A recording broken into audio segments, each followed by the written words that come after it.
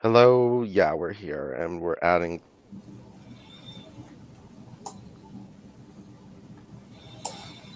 Hello, Claire, can you hear me? Yes, I can. I can. Okay, Are we so live? yes, we're live. I say it at the beginning of every show. I'm on shadow ban. You cannot find my videos on YouTube. You can't search me. If you go to my channel, you won't find any videos. Everything, YouTube won't let me. YouTube really doesn't want me on YouTube. They've done lots of things to keep me off YouTube, and I circumvented a lot of their ways. And let me tell you, they did a lot of things to try to keep me off YouTube. And so I finally found a way to get on without being shut down. And so they shadow banned me. So now you can't find any of my things. So I put up my videos at Vincent Bruno shadowban.blogspot.com. And I'm going to be putting the link up there. But first thing I have to send is Claire the link. So let me get my computer running. So apply for unemployment. Claire. Mm-hmm. I applied for unemployment, so now I'm hoping that'll come through. Mm-hmm. And yeah, I did that today, so I'm excited. I hope it goes through. And Secular by Design should be arriving today by Alan Cecil, the book I've been going on about. Mm-hmm.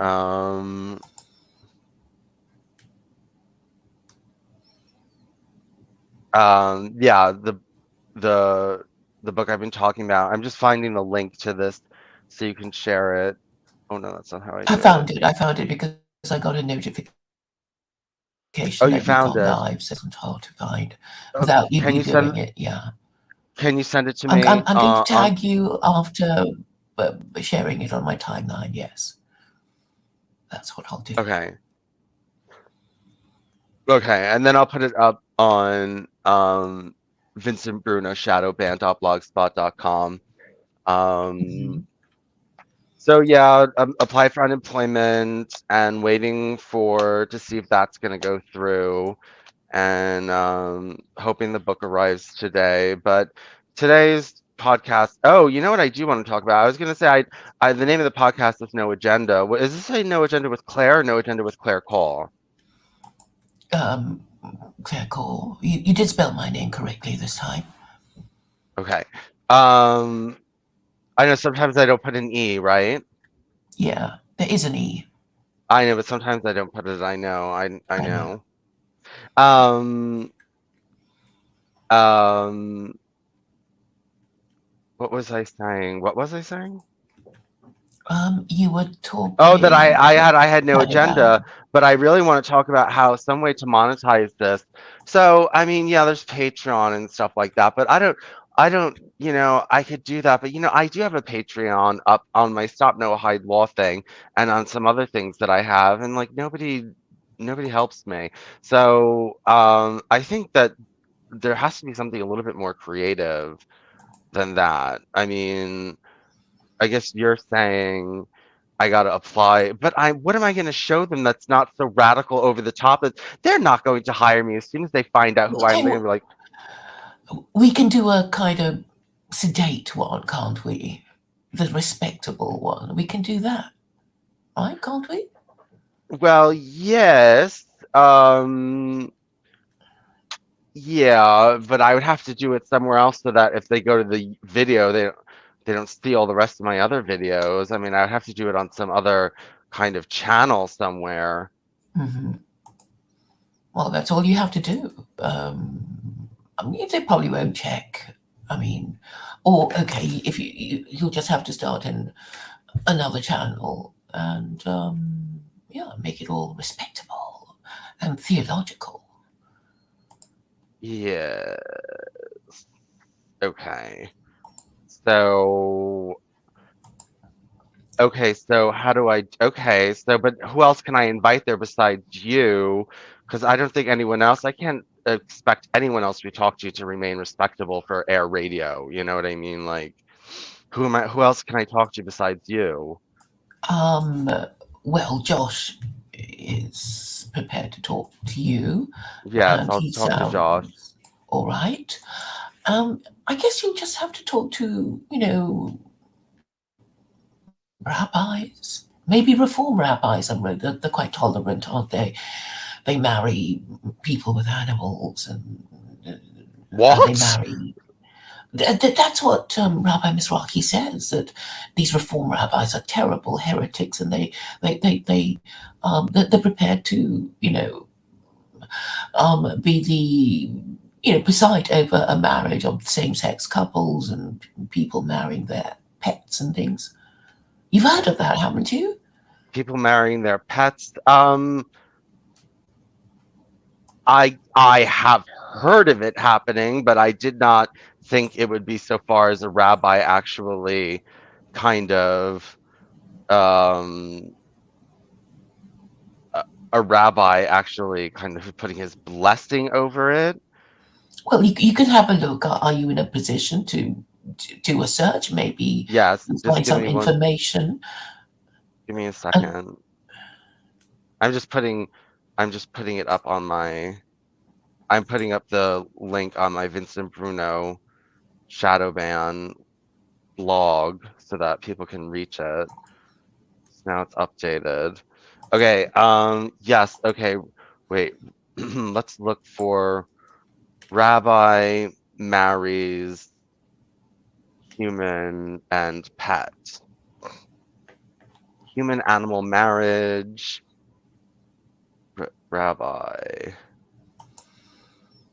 Oh my God, was that really rabbi marries human and pet? Why isn't it everything you need to know about Wait, it was when I said Rabia, that was these rabbis? Okay, I looked up rabbi marries human and pet and nothing is coming up.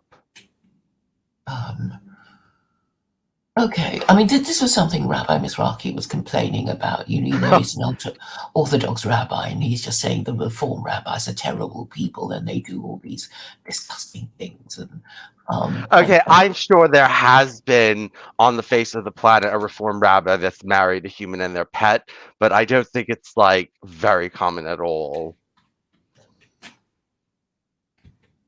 yes, pets, humans. Okay. But I suppose the first one was the same-sex marriages that would eventually lead to you know people marrying their pets. Which is ridiculous because I mean, an opposite sex, the same sex is much different than, with an animal.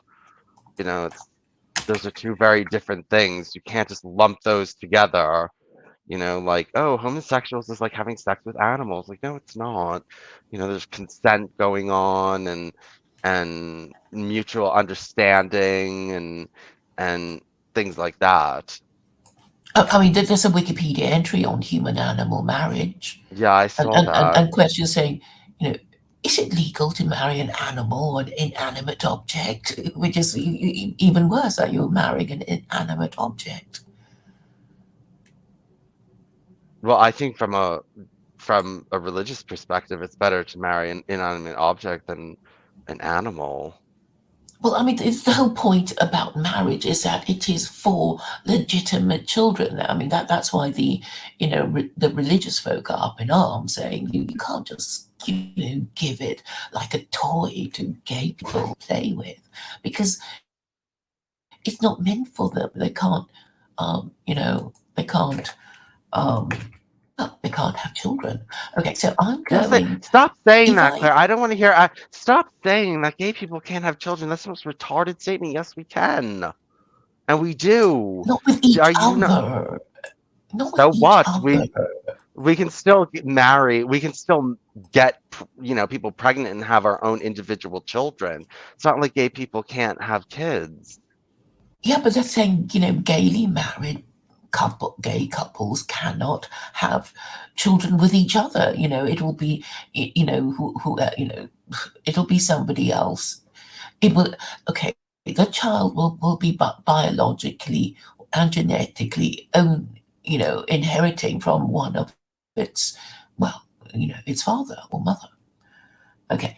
Um, I mean, that's a thing. I mean, that's the whole point of marriage. I mean, I read somewhere Yes. that they Though I say, heard there's well, new techno marriage is for you to keep the children. first of all, they've done life now with just two eggs. So two lesbians can, if they can do that now. So if two lesbians come together, they can create a baby girl. But let's just see if you can make an embryo from two men.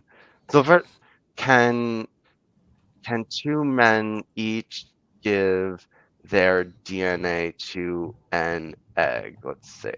Get ready for embryos from two men or two women. That's from Time. Egg donation and surrogacy allows gay men and women to blah, blah, blah. Okay, let's see. Which partner provides the sperm in gay family planning? Okay, let's look at this Time article. How old? This is from 2015. The thing about women is old that women can. Let's see what it says here.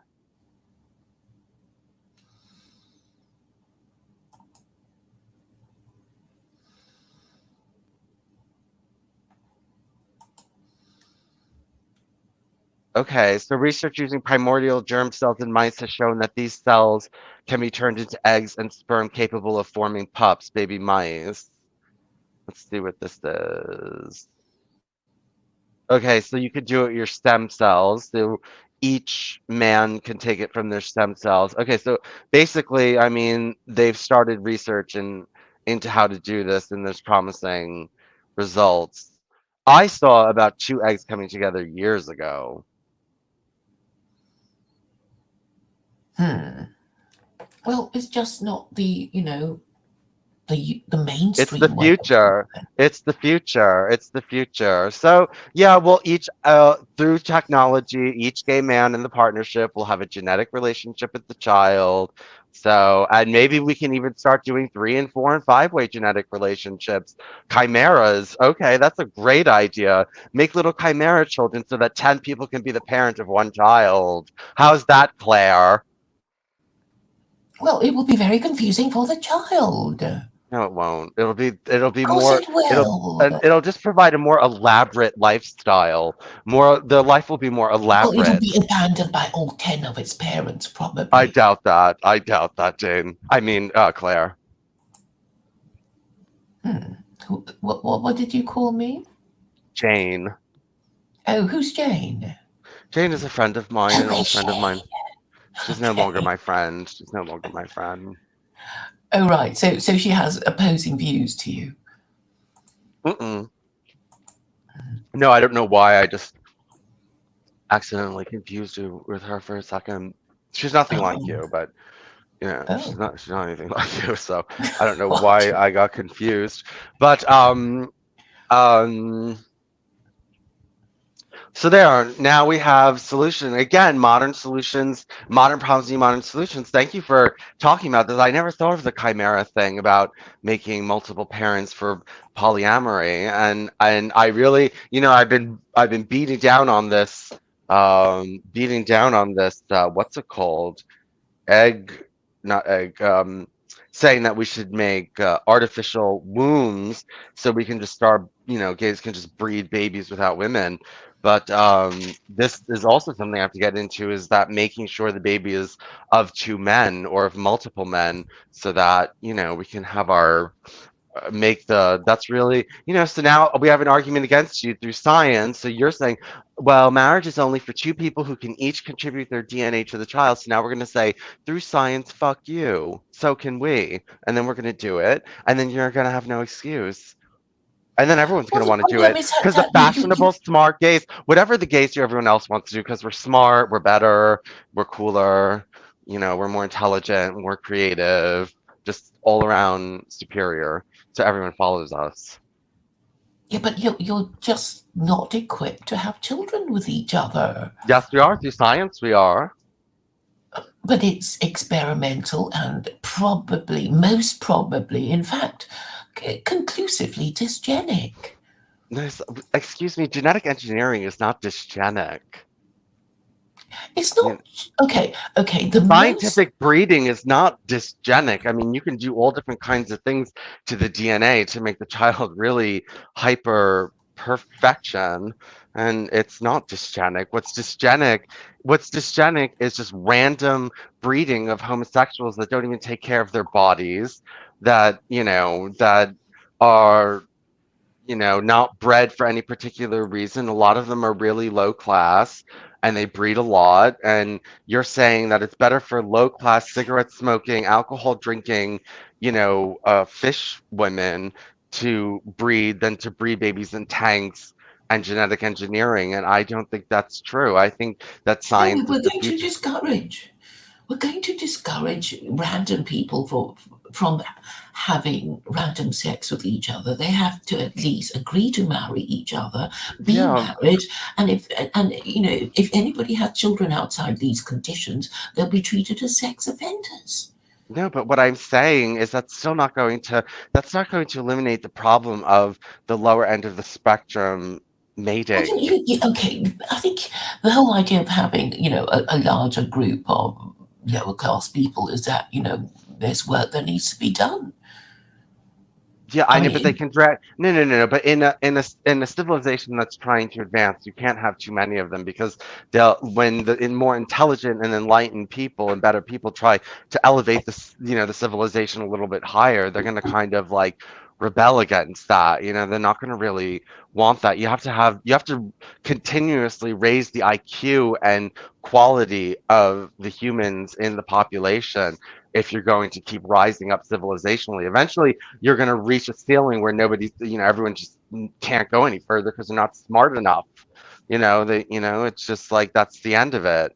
So you have to, kind of garden yourself. You have to tend your garden and weed your garden all the time. And it's, and, I'm and, and, saying, and marriage is a filter, which is what you don't understand. no, it doesn't filter anything. It just, or you want to make it so that it's socially almost imposed on everyone that everyone gets into monogamous marriages. So everyone's going to be marrying, so that even even trashy people are going to get married and have kids. It's not going to stop that. You know what I mean? It's not going to stop any Today, of that. they needed to do stuff, don't they? You need a working class No, because not not, yeah, but you you know, don't. Okay, there's working class, and then there's people who are drained on the civilization. Those are two different things. I'm not talking. If well, you're so working you're class talking and about you're the like, welfare claiming class, aren't you? That's you're talking about welfare mums and yeah, people like, and you well, yourself will be even on welfare. But what? anyway, Say it again. Say well, it again. I'm I was saying what? you'll be on welfare. Well, you are applying to be on welfare, aren't you? Yes, I'm employed to do unemployment. Yes.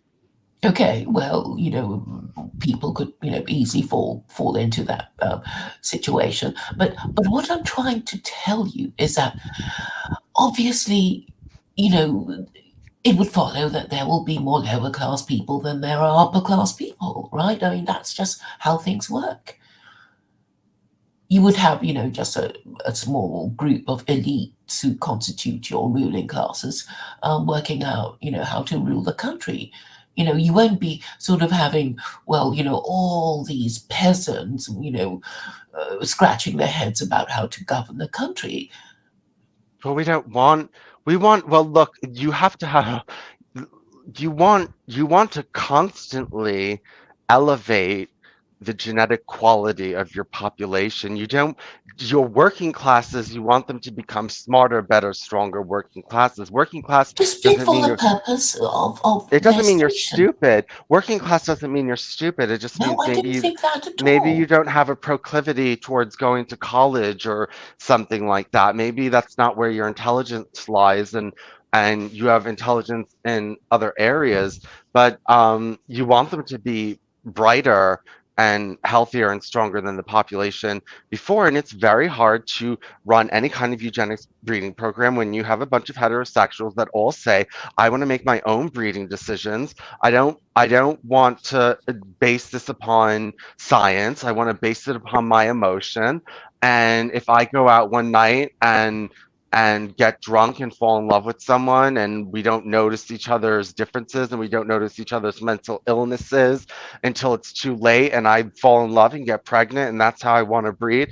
That's how I want to breed. You know what I mean? That's the heterosexual way of breeding, just willy-nilly based on emotion and circumstance. I mean, it's all random based upon the people you meet. There's no selection criteria. There's no goal, like breeding goal or Well, actually, anything like there are lots that. of things you can do to impose order. So basically, you say you can't have children unless you're married. This is important. It's a filter. Do you agree with me, Vincent, that marriage, forcing people to jump through this hoop in order to have children, is a filter?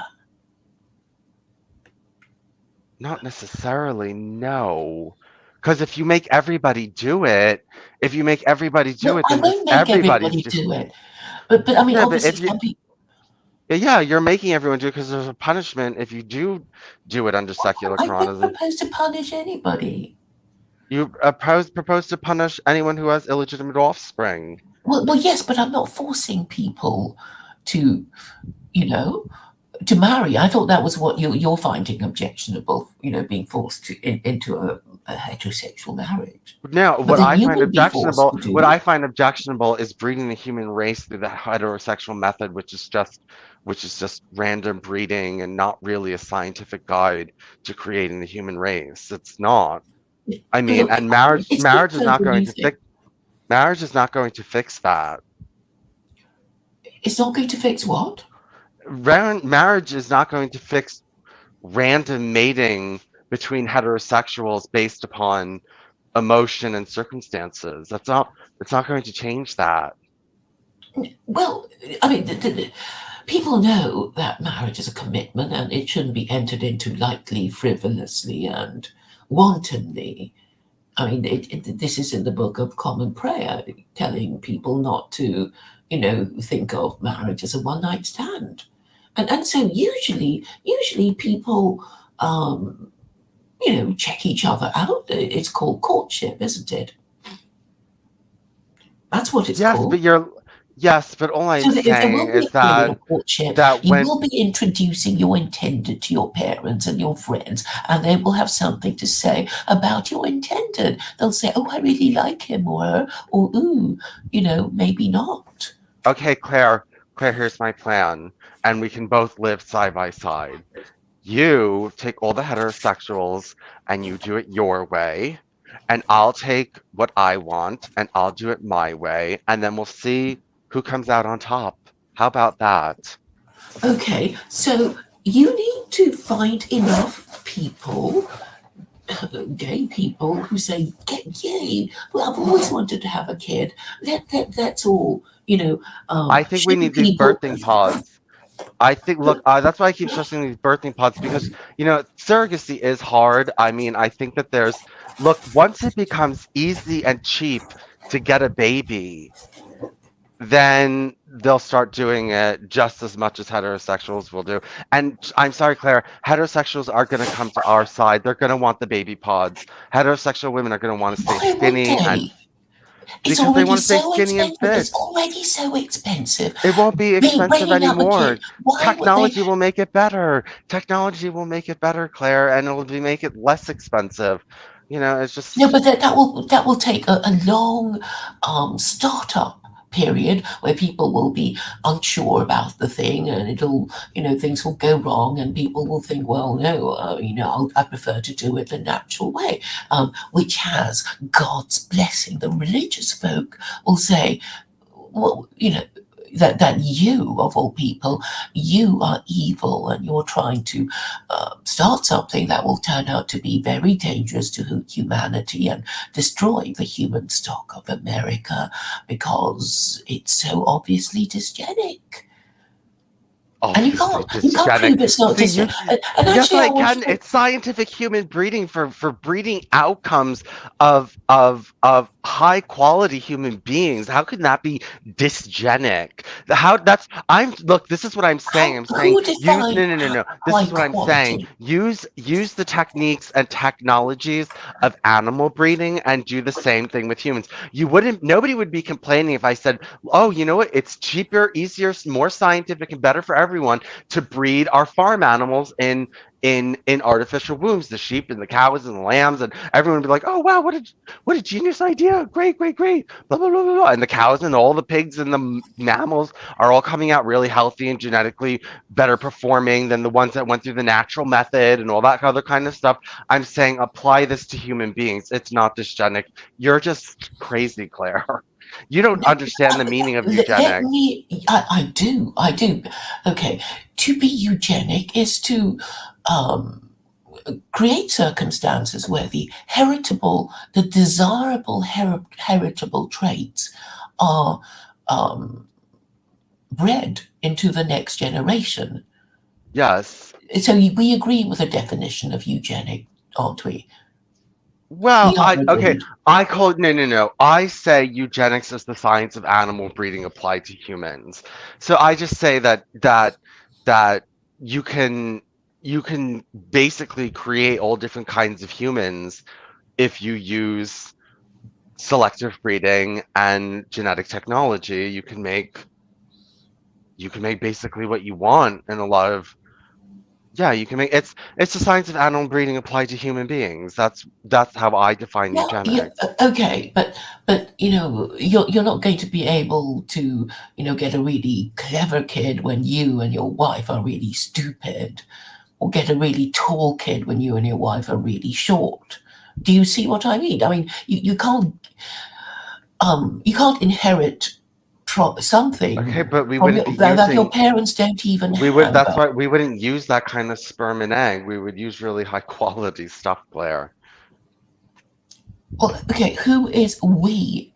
So anyone who's doing these, Yeah, these I mean, okay, artificial maybe womb a very technology. rich, short, ugly person wants to use your services. You're going to turn him away with his Mr. Moneybags away? Are you going to Well, I do could that? tell him we I don't could. think you will. I said we can engineer it out if you'd like. I said we can switch it out, no balding, fix the nose, fix the lips, do some tweaking to make sure everything turns out right, and then let it go. And I think that a very rich person would say yes. Okay, that's assuming you have the technology It's to say coming, to a Claire. midget that its kid is going to be tall and handsome and clever and all that. Yeah, we could just we Uh, could just insert those genes. Yeah. okay, this is your well, scientific utopia. It's just going to happen. It doesn't kind of. It's not convincing, is it? If two people are sort of slow and stupid and poor, they're not going to just produce a kid who's going to be, suddenly, very clever and tall and whatever. Can you hold 1 second? Mm.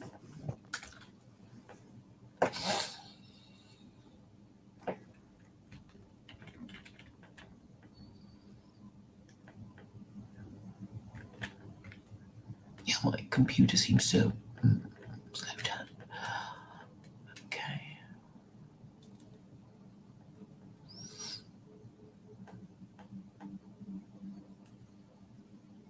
Oh, what I was going to say was that about eugenics and desirable heritable traits is that marriageability is the most obvious desirable heritable trait, isn't it, Vincent? He's not here, but I think I can explain to anybody who wants to listen, the two people who are watching us now, that marriageability is obviously the thing you want your kid to have. If you've taken the trouble of getting married, you would want your kid to be marriageable, and be a credit to its parents, and basically anybody who married and has legitimate children would want its offspring, that he would want their offspring, the children of the marriage, to inherit the trait, the desirable eugenic trait of marriageability. Claire, Did you marriageability. hear First of that? all, no. If you make a society where it's not imposed, but highly pressured on people for people to get married, every single person, almost every single person across every single class is going to get married. So even if you are the most disgusting person on earth, as long as there's another most disgusting person on earth that's willing to marry you and breed with you, then that's what goes on to the next generation. As we can see, that's what heterosexual marriage created. I mean, just there was the kind of more desirable people that bred, and then there were, just because you were undesirable didn't mean you weren't married and having kids. You were just, undesirable, You married, just having. found somebody to marry you, and okay, that's, you might call that a low standard, but the fact is you managed to find somebody to marry you, and therefore you are marriageable, and you want your children to inherit the the desirable heritable trait of Well, being they're not. marriageable. That's not the only trait you need to look for, Well, Claire. okay, this is the vaguest.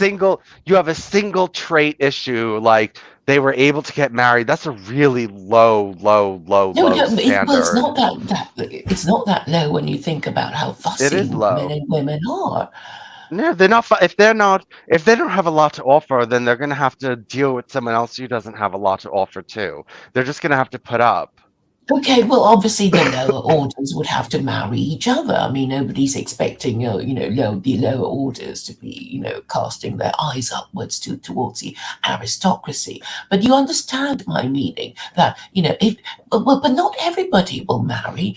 A, they don't want to be, they genuinely can't find anyone to marry them. I mean, you accept that the reasons for people not getting married would be those two reasons. They want to marry but couldn't find anyone to marry them, or that they just don't want to marry. Now, can I ask you a further question, which is that you're technically not marriageable, even though you're desirable. Maybe people want to have sex with you, um, but you don't want to marry anyone. Would you No, agree that's with not. me? No, that's not true. It's just my circumstances don't allow that. No, no, I'm not talking about you. I'm talking about a person Oh yeah. Uh-huh. is by definition not marriageable if he or she doesn't want to marry, even though he or she may be perceived as attractive to others. Yes. Uh-huh. Okay, okay. So it's important to understand these terms correctly. And would you agree that the institution of marriage was created in order to act as a filter for the next generation? Because they were probably as concerned as you. I mean, the people who invented marriage, like, well, we can't have just random, retards having sex with each other and, breeding their retards and being a burden on society. We want only the good people, the marriageable people, to marry and have children, because that means they're more likely to look after their children better. And obviously that there's certain traits that people look like, beauty and wealth and status and Yeah. charm, and yeah. So you agree about that, and so just by having this practice called marriage means that you are saying that, well, not anybody can get married. You can't marry your brother, you can't marry your sister, you can't marry your mother or your father or grandfather. All the, within the forbidden degrees of consanguinity, because there will be, birth defects and, um, genetic diseases that you don't want to have to deal with. So you do accept that marriage was created for the purpose of stopping people from marrying. I mean, well, not, having a certain standard of marriageability that people will have to aspire to and satisfy in order to get married. That was its purpose. It was always meant to be eugenic. wasn't it? I know, but okay, but that doesn't mean it's the last and final step in human evolution. Okay, it doesn't mean like we just have something better now. Yes, but you see, what you're proposing is really high maintenance. You need all that technology and you need all that money and organization and all kinds of Civilization things is that get very, wrong. yeah, I know, but you could say it, it takes lots of maintenance to have a sewage system and a water system, to have a civilization and to have, all the electricity, and it's a lot.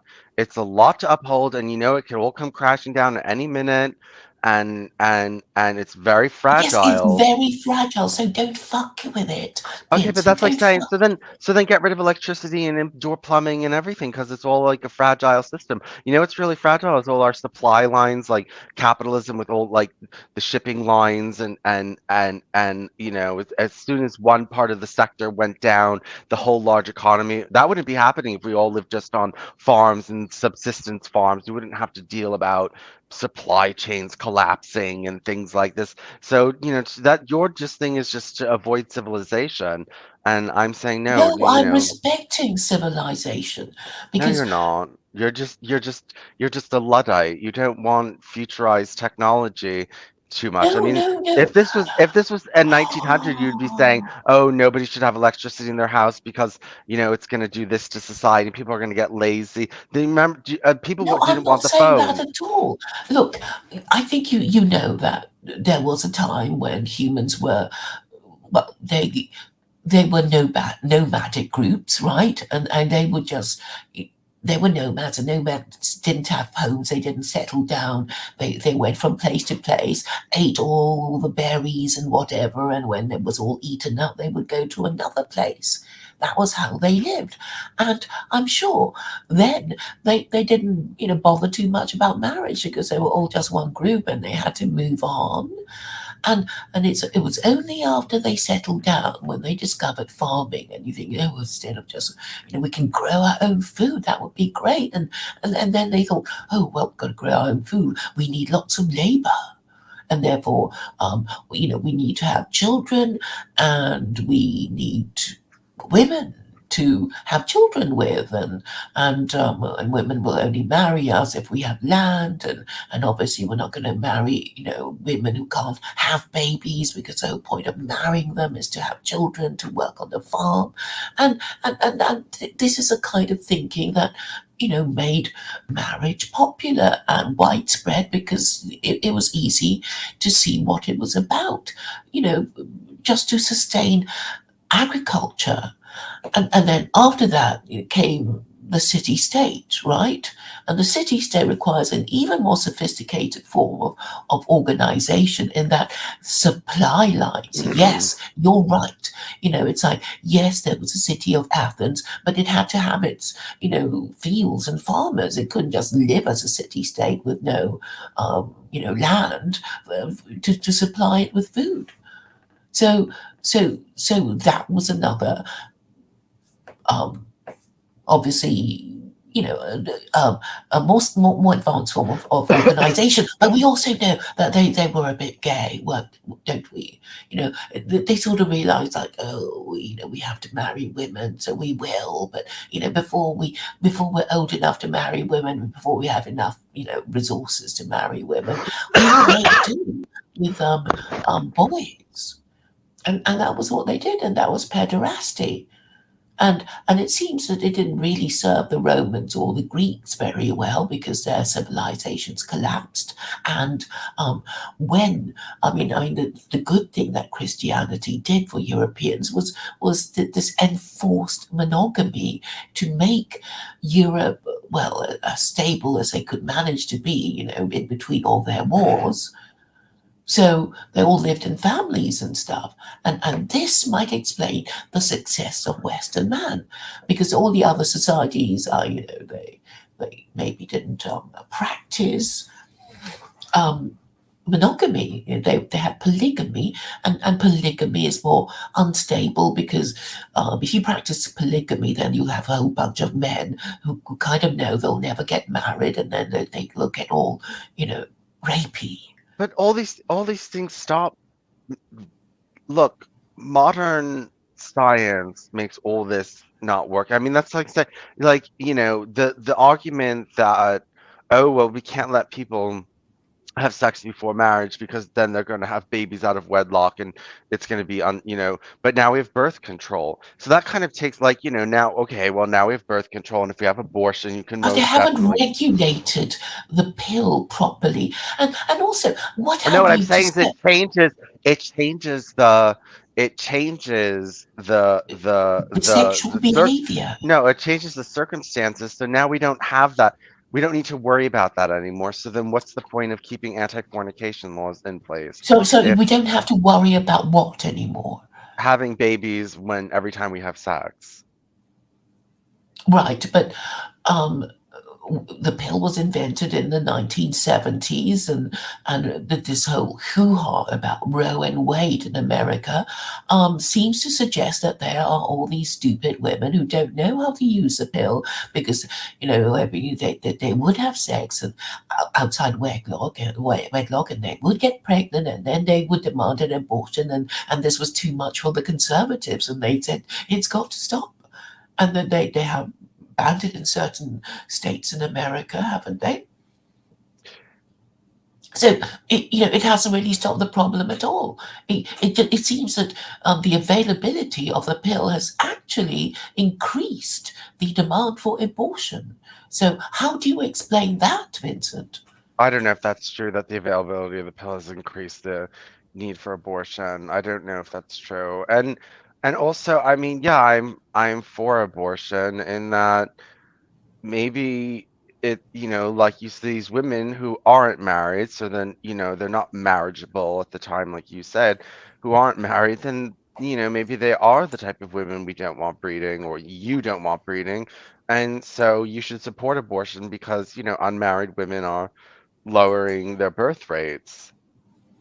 Well, I'm saying the pill, the availability of the pill is lowering the birth rate because women think they can screw around, and if they're going to screw around, they're going to be screwing around with the chads and not the, geeks and the nerds, and then they don't get any action, and they get demoralized, and maybe these geeks and these nerds they do useful things, they're just not that charming and not that, that they can be a bit of a bore, but they're capable of being good fathers and being good providers, and because all these women have been spoiled by the availability of the pill, thinking they can just choose, that they're actually spoiling it for everybody because then the chads will just think, oh, all these women throwing themselves at us, we don't even need to try, and I don't know if you were listening to what Banksy was saying yesterday on G Block,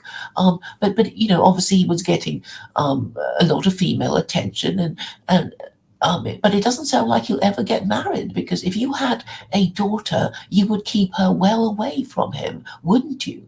Talking about women in such gynecological terms, like they were just sex organs and not even people.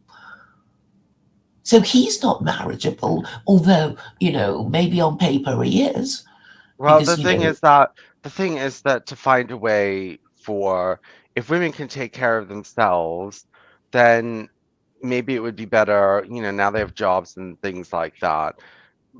Maybe it would be better if, they do want to have children. So my idea would be to let the Chads get them pregnant and then tax all these unmarried men. So the idea is to have a lot of unmarried gross men who can't get a woman who has an option, because now she has a job in birth control, so she's not trapped in a situation where she more or less has to marry a man like that.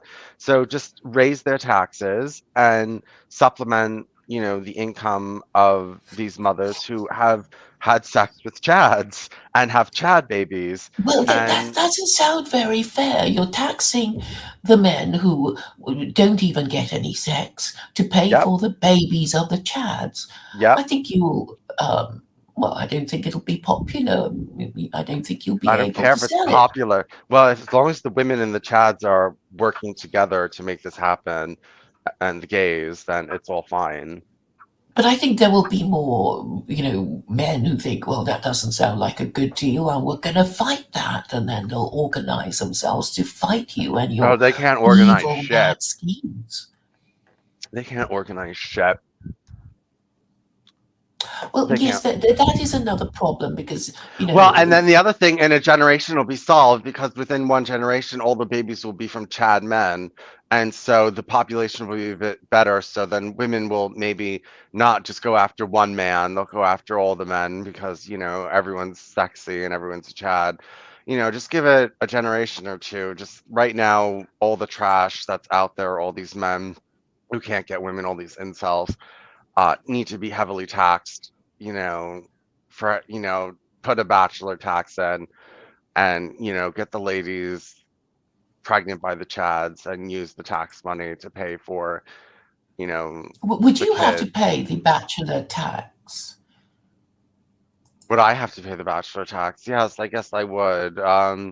But I think the only way you can really do is you don't want just giving women money for getting pregnant by just anybody.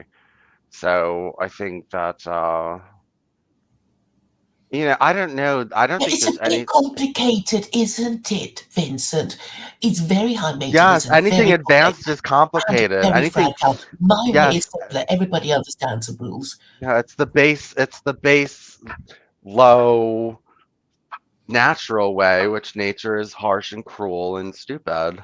Well, nature provides abundantly if you use it in the right way. And you're saying, oh, just do it my complicated way. That will actually be very experimental and will probably be very dysgenic.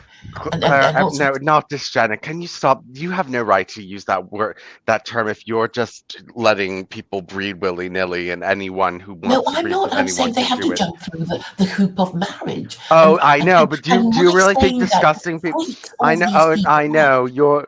You're saying, okay, everyone get married, so disgusting goes with disgusting and just breeds. Yeah.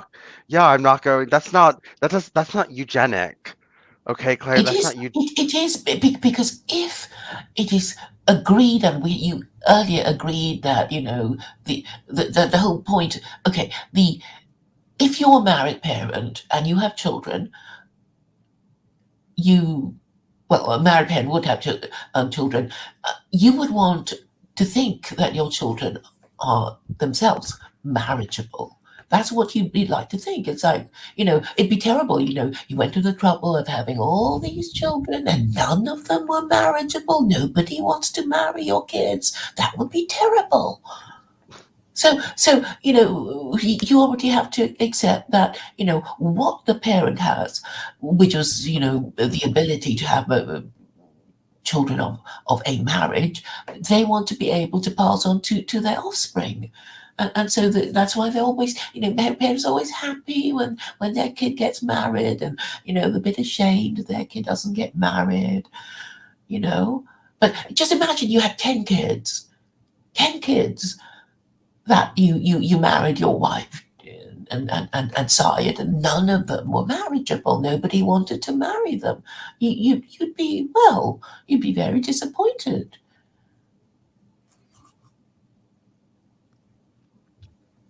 Well, how many people are unmarriageable?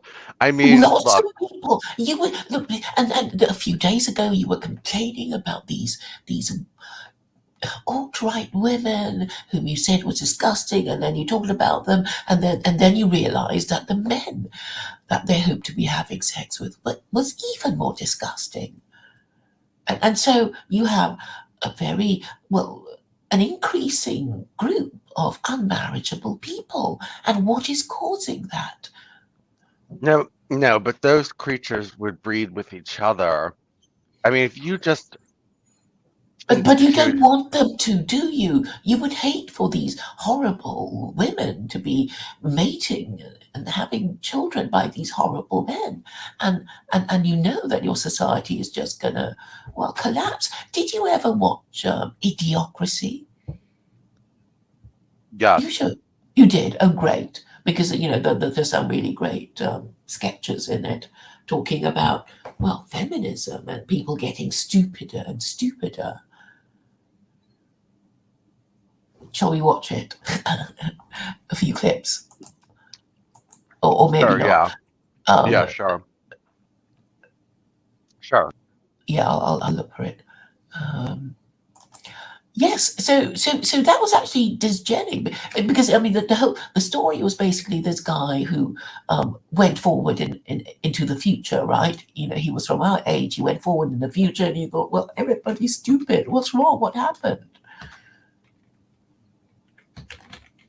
And then you know he found out it was feminism and you know people having weird ideas about IVF. Do you remember that couple, that fighting couple, who you know ended up not having children in the end because that you know, they just went through the whole courtship process of what do you call it?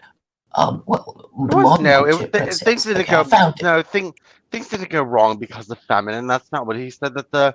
That all the trashy people were breeding and the smart people were not having kids because they wanted to make sure they had enough money to pay for it and everything like that. It wasn't Yes. feminism.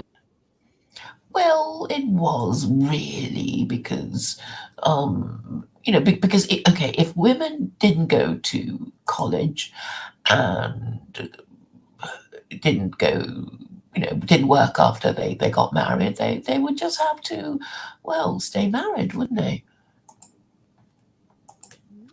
That has nothing to do with smart couples being scared to have children because of monetary issues. That's a different story. Well, okay, hold on.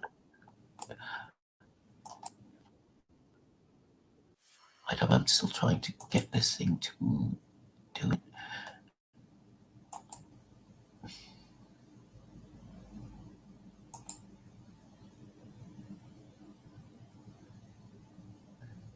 Yeah, I think my computer's a bit overwhelmed. It's only a short sketch.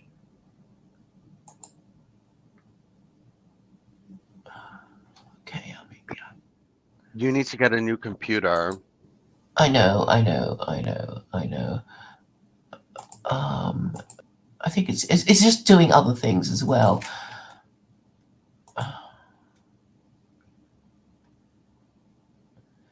Yeah, I started some program and it's sort of finishing. It's starting to do it. It's starting to do it. Sorry about that.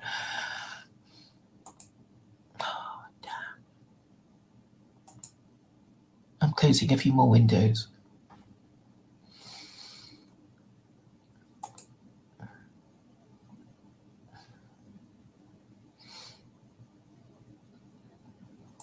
Mm, I don't know what's happened.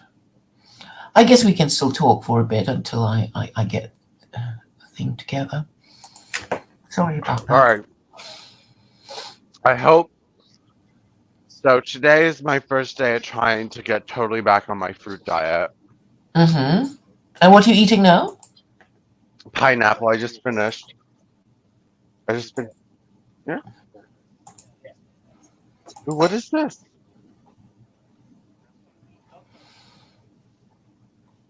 So today is my first day trying to go totally back to my fruit diet. Mm-hmm.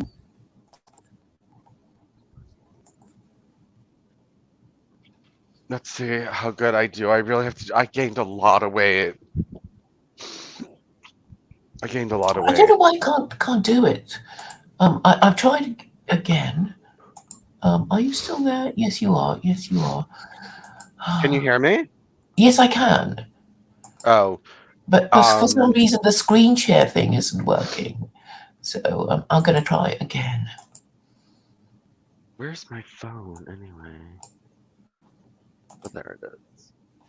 Hold on. Oh. Oh, I can't do Dalmatian it. dog. Dalmatian Oh, dog wants to come on. great. But I think you need to press something. You need to press my screen thing before Oh, it'll that's share. what. Well, okay. Oh, because okay. Give me one second. Yeah, that's why I Dalmatian. want. Hold on. Hold on. Let me just get the. Who came in? This someone else? Oh, okay, here. Okay, no.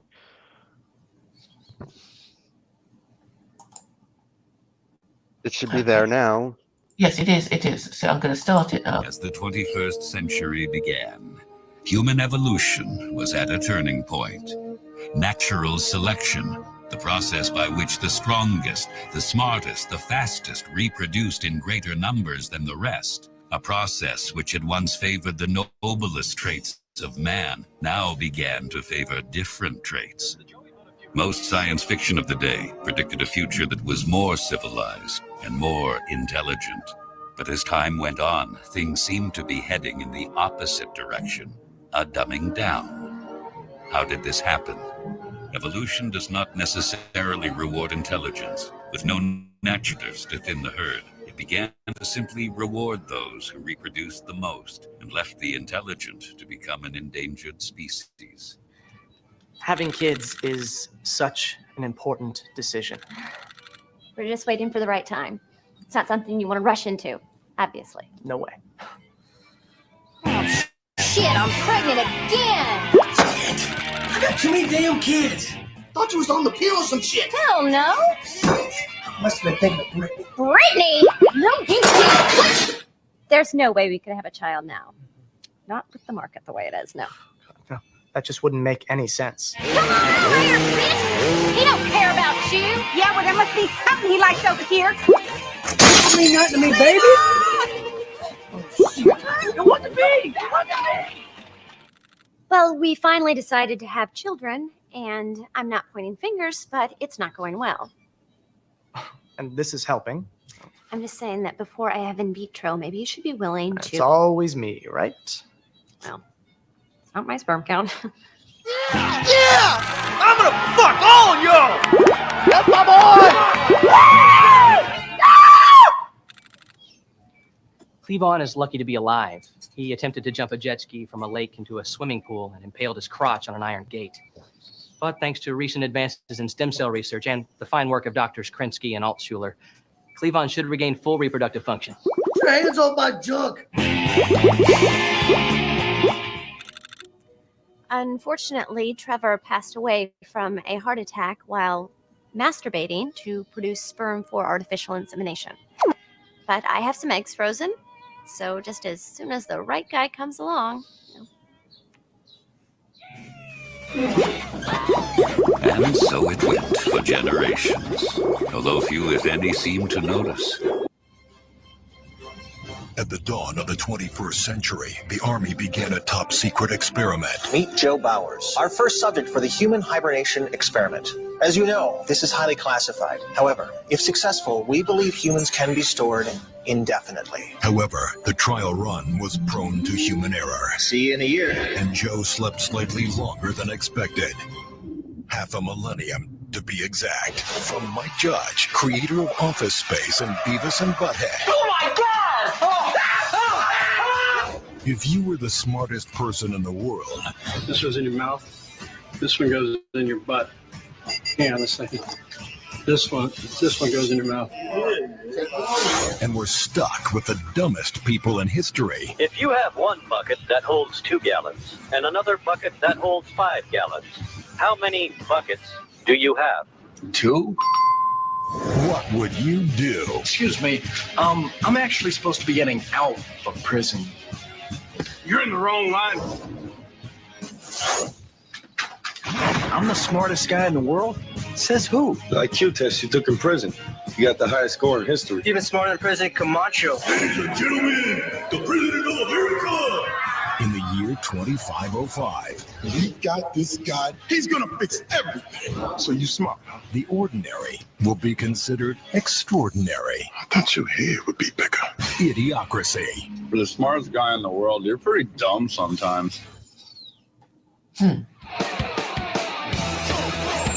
Okay, hold on. I'm gonna let Dalmatian Dog on.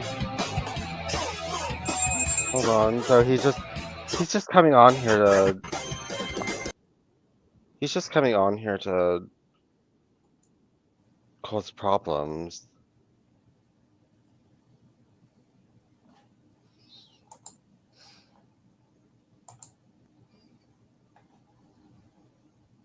Okay, I put it in. Dalmatian Dog, I put the link in for you if you're still watching.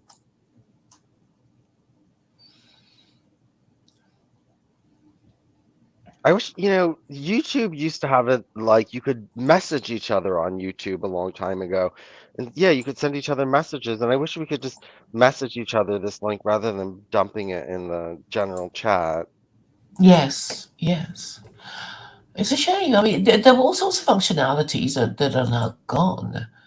There was a time when you could do a poll on Facebook, and then they just mysteriously removed it because they knew that, polls could be used to, make all kinds of political points, I guess, and they stopped it, and I actually followed it for a bit to find out why, and they wouldn't tell us.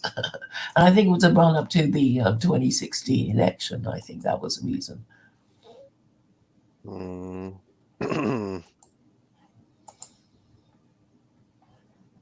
Yeah, it's so rigged, the whole thing. But yeah, I okay. mean, I'm just trying to say, Vincent, that we're getting stupider because of the way we have sex with each other, and how badly we parent the young, and how badly they are educated. And it's not a problem that's going to go away soon, because a lot of people are in denial about the problems, about all the wrong decisions that they made, because they become sacred cows. Feminism is a sacred cow. The right to have IVF and all kinds of things. So a lot of people are not going to be prepared to admit their mistakes, because it has some bearing on their business and their pride and their political beliefs, which has become their religion.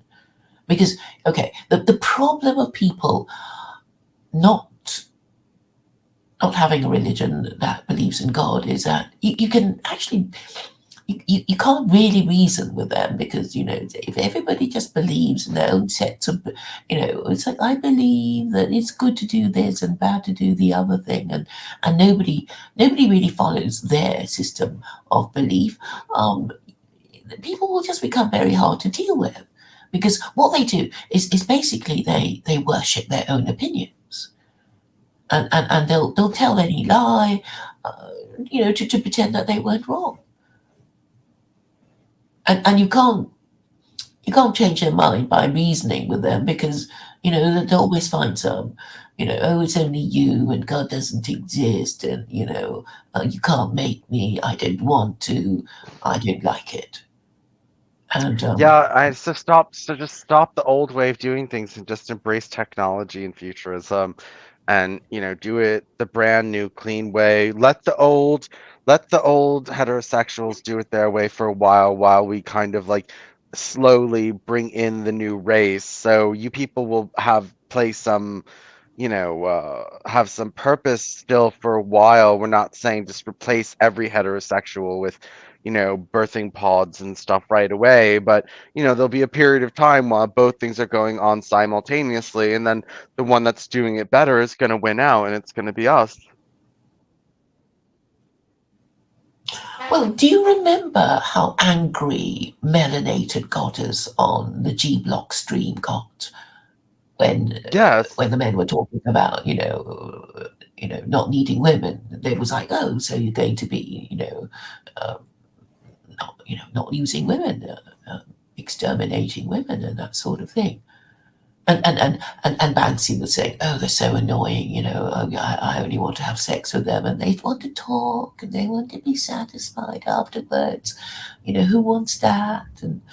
And she got very angry, didn't she?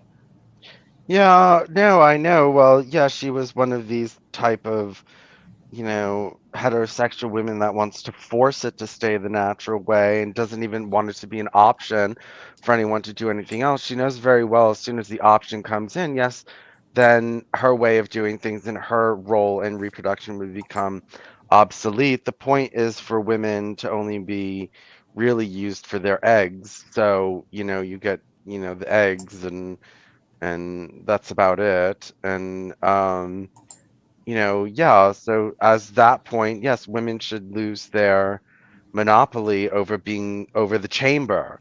Okay, so a man can't grow it without a woman. He can't grow it by himself. So now with these birthing pods, he'd be able to grow it by himself without her. So, and she, not all women are going to be like melanated goddess where they're so upset they're going to be grateful. They're going to say, "Oh, thank God I don't have to go through birth. I don't have to get pregnant.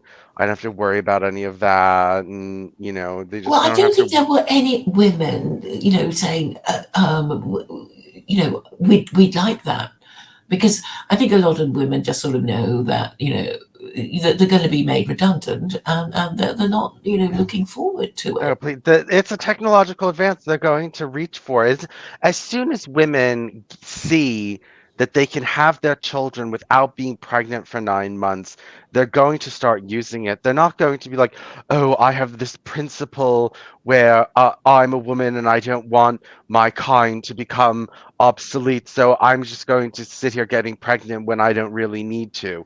Like, people aren't principled like that. You still don't accept that there are women capable of enjoying their pregnancy. They like to have that Well, done. then let They like them, the let them. But reaction a of lot of people women, talking okay, well, about it.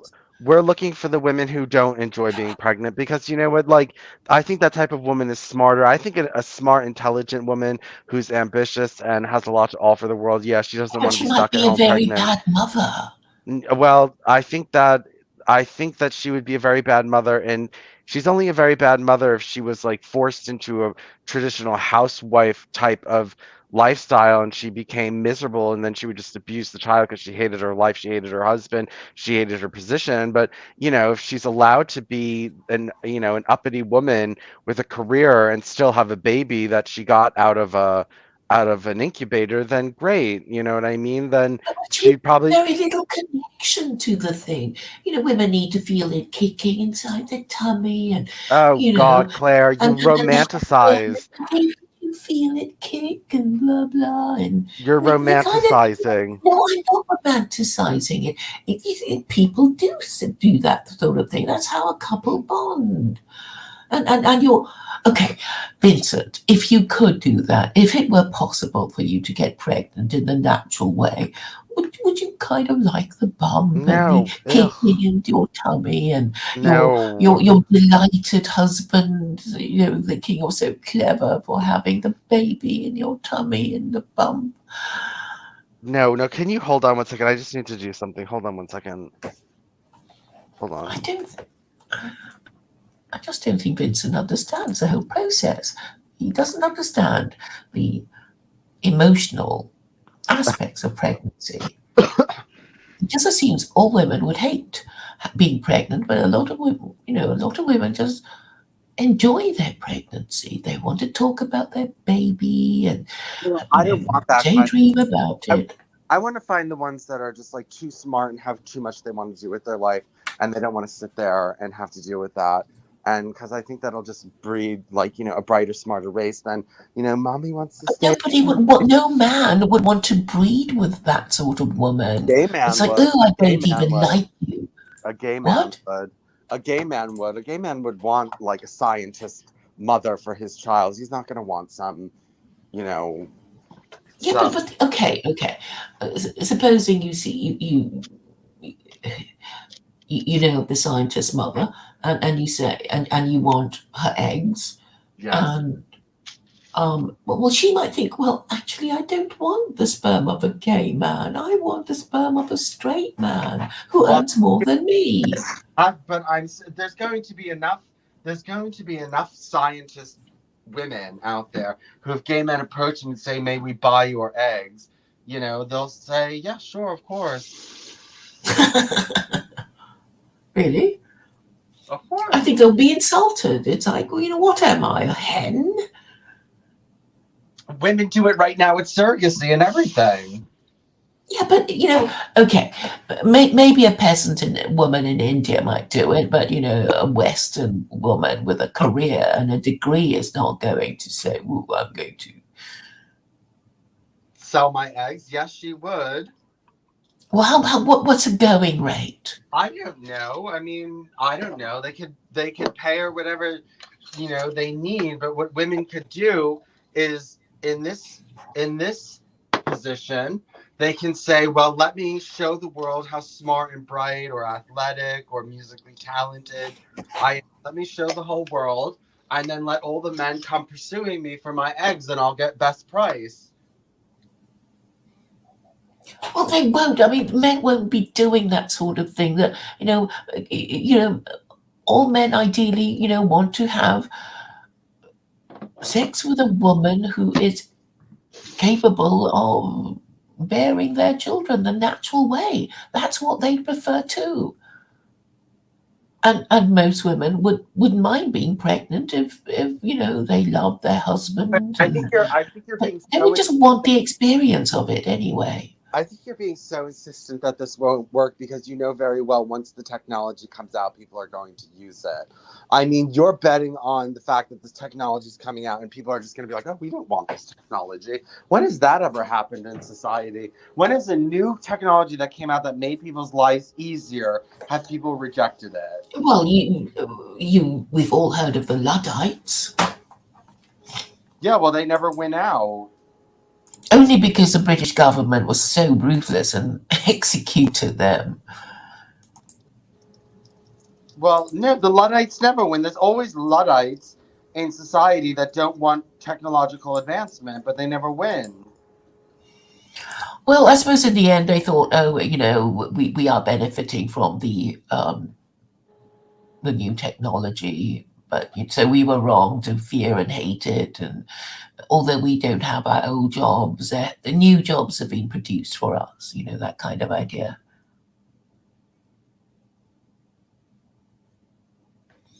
But who is Sophie? Wait, this Sophie just came in. Who's Sophie? I don't know. Sophie? No, she's gone now. No, I removed some because if she's not going to talk, then she's not allowed to stay. She's probably just a troll. They do that.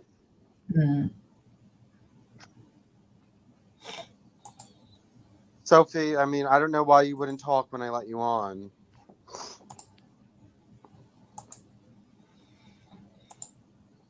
I'm going to go see if my book is... Oh, yes. Secular by design. Well, I'll further explain my point about the eugenic practice of marriage. The reason why the West is collapsing into a swamp of criminality, corruption, and chaos is because each subsequent generation is just stupider and more corrupt and more unmarriageable than the previous generation. That is the problem. And it can be fixed, it can be reversed by secular Quranism with American characteristics. Are you opening a parcel that contains a book, Vincent? No, I'm going downstairs to the mailbox to see if in the mailbox.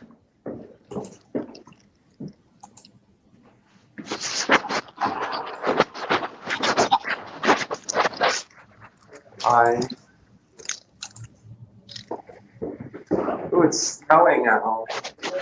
Well, we've got 5 people watching, which is nice, but nobody posting in the chat. Well, I posted, Dalmatian Dog said he wanted to come on. What's Dalmatian Dog's real name? I don't know. He never tells me. He's always a sort of anonymous chap. Yeah, I know these. Yeah, I mean, so many people just sort of pop out like, hey, remember me? And I was like, no, I don't remember. It's like you're using a different fake name now, so why would you expect me to remember you? But they sort of remember secular Quranism, and they come out a few, pop out a few years later, to ask if it's, working, and if I'm still doing it. Ooh, I suppose that's nice. Ooh. Perhaps you can read. Good for you. Hold on, let me get the... All, 500 pages of it, huh? So it's here. Yeah, all 500 pages.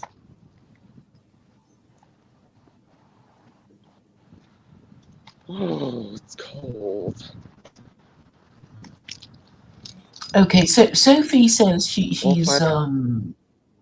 she says she's a female author who has written a book on female farting. On what? Read the private chat.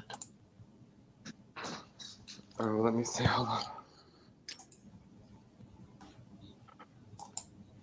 Sophie, I have interviewed an author on farting, a female author. She has written a book on female farting.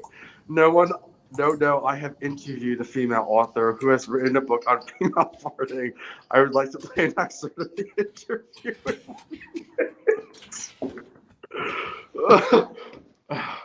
Okay, let's see who Sophie is. Sophie, oh my god.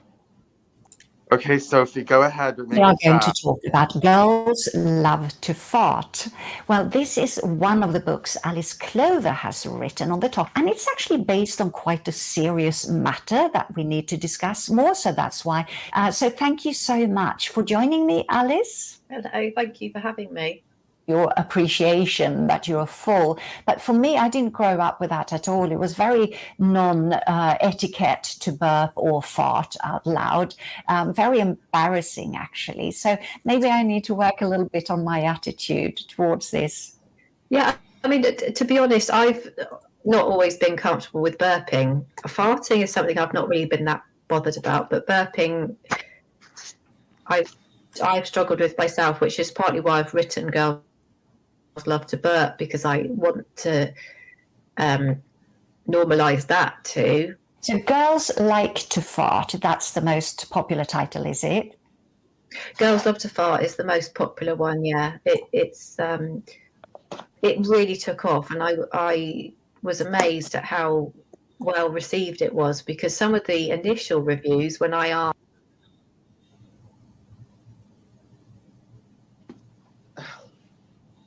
well, that was a bit silly, wasn't it?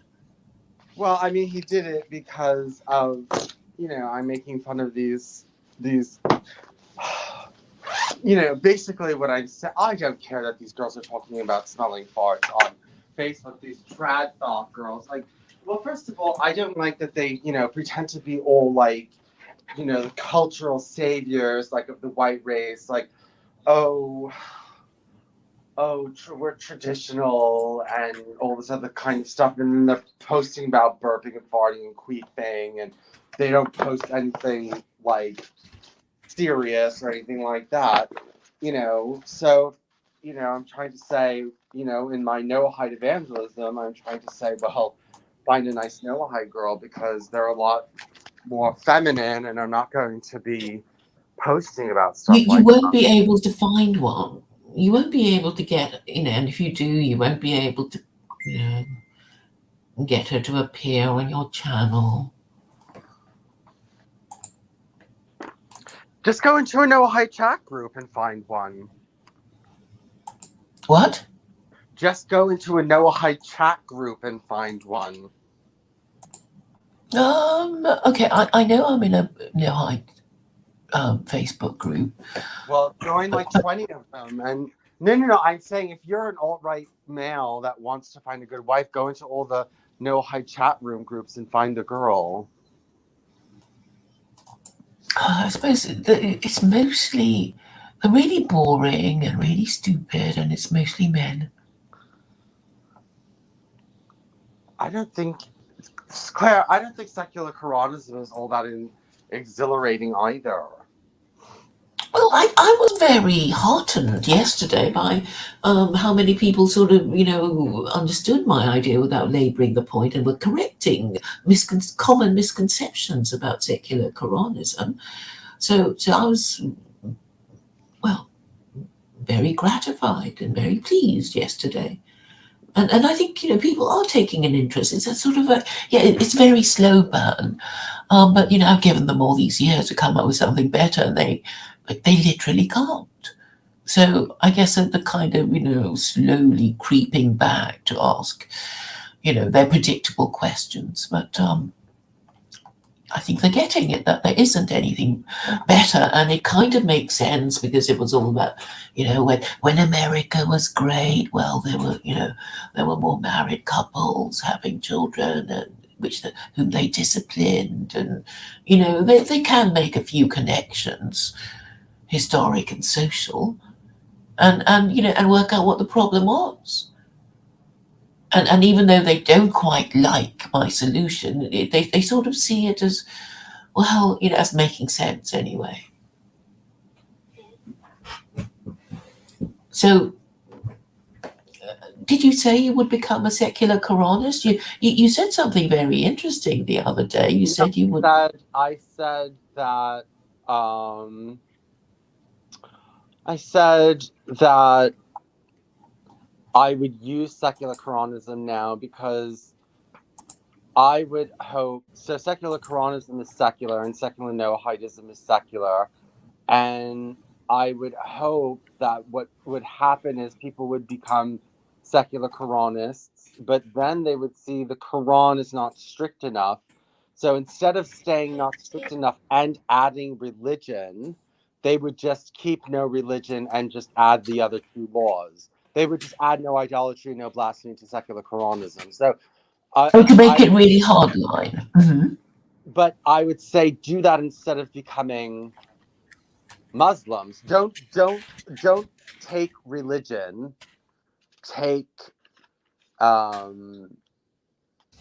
Don't take religion.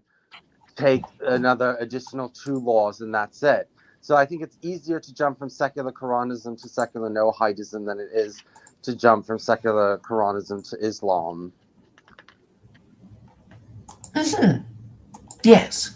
So you're happy to support secular Quranism as a kind of anti-route to Noahidism. Is that what you're saying? Yeah, to secular Noahidism, yes. Okay. Have you discussed any of this to sort of gay people? No, I haven't. I'm still trying. I have to talk to my friend to come on your show. Uh-huh. Travis, yes. Uh-huh. What about your husband? Does he know about your schemes and my solution? Not so much. I don't discuss that kind of stuff with him very often, no. I don't discuss that stuff with him very often. Well, I suppose I'm curious about what a gay man might think of you and my ideas. Well, I mean, based Watmut says Quranism is better laws than Noahide. Very good, because yes, it's all properly drafted and everything. That's not. What are you talking about? The Quran just doesn't. The Noahide laws are properly drafted. I mean, look, the Quran isn't like, it gives a law, but it's not like it gives you everything to do in every instant. You want the Noahide. Claire, these Noahides, there's Noahides. The problem with people who leave Noahidism is they don't think the Noahide laws are enough, but like, what's not enough? How much more do you need? Why do you need more than that? I told you what John Gisheler said. He said he went to all those Bible study classes every Thursday evening, and he just didn't do it for him. I guess he wanted some sort of religious ceremony or some ritual, and they haven't got it. They can't, they haven't worked it out yet. Okay, so you behead people like that so that it doesn't take over the society. If they want to go create a new religion, they're not allowed to do that. He went and became a Muslim. That's not allowed. Well, he is one now, and it is allowed, and there are plenty of Muslims, and over 1 billion of them, and yeah, okay. So you secular Noahidism, it wouldn't be allowed. Okay, so I suppose the best thing to do to promote secular Quranism, which you say you have to, and then you say, "Ooh, if that's not enough, here's secular no-hardism." So, I think people will find it, a bit embarrassed. It's a bit of a new idea. Do you think that might be a problem with people, with people who kind of like it but don't quite know how to, raise a subject and mix company, so to speak? Well, I mean, the point is to just advertise no-hidism on the internet until it just becomes something that everybody knows about. And just it's not something you can advertise. It's not a product or a service. It's but just it's a religion. Well, it's information. not a religion; it's an ideology. Just like you advertise communism or secular Quranism or capitalism or anything or Marxism. You just write about it and you just write about it in different topics and answer different questions. And it just grows and grows and grows and grows from there. And then there's the synthesis. I'm obviously not the only person out there in the world spreading no-hidism. There's a whole big community that are doing it. So, we're going to get there eventually to when it's something that people know about. And we've made a lot of progress in 10 years. I mean, I've been doing this for 9 years, and there's been a lot of progress in the number of people that actually know about this. When I go on Facebook now and I post about the no-hide laws, lots of people know what I'm talking about. Very few people now ask me, what is that? What are you talking about? I don't know what you mean. Yeah, I mean, actually, the dissident right seem to know what the no-hide laws are, but and I'm sure it's through you and me, just hearing us talk, go on and on and on and on. I'm looking at the list of radio stations in New Jersey. Yes. And I guess I want you to get a job talking about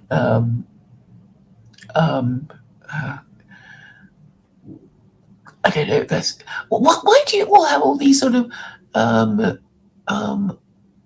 okay, so the first one I've come up with is WCHR is a religious radio station in Flemington, New Jersey, serving Trenton, New Jersey, which is owned and operated by Town Square Media.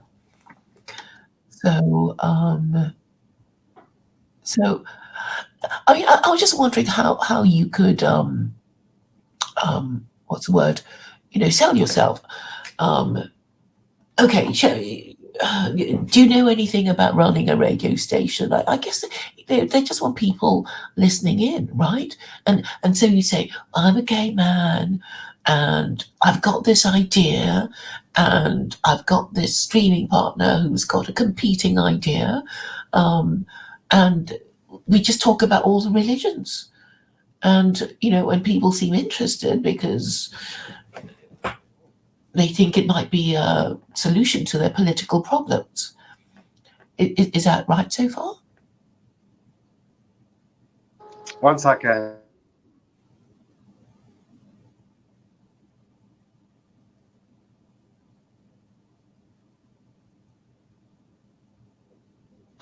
Well, I would just, I guess I would say I'm spreading secular. I'd say that, I have a streaming partner. We have different ideas, but we talk about everyone and we have on guests and, these different kinds of things. And I think I would have to have a lot of material to show them. And I don't think I have any material which I could show them that's kosher enough for me to get on the radio with. I don't think I have even one podcast like that. Well, I suppose you could go through what we've had and then you do clips of things that you think are okay, and then you show. I mean, they don't want to listen to some 7-hour stream, so I've very helpfully time-stamped our streams together, so you can go through them and pick a clip of a few minutes, and that'll do, wouldn't it? Yeah, we can think about it. Yeah, maybe I'll try. Yes, and the thing is, it's going to be controversial. So people go, "Oh, what, a gay man talking about the no-hide laws?" And I think that will sell because it is already so controversial, and it's like and maybe you might mention secular Quranism, which and they'll say, I'm going to push it on the Americans because everybody looks to America, and if America adopts secular Quranism with American characteristics, the rest of the West will as well. And the crowning achievement would be that Israel will end up having to do it. I mean, just imagine this, Vincent. Claire? America. Yes. Okay. Keep talking. I might fade out for a second in a minute, but keep talking. All right.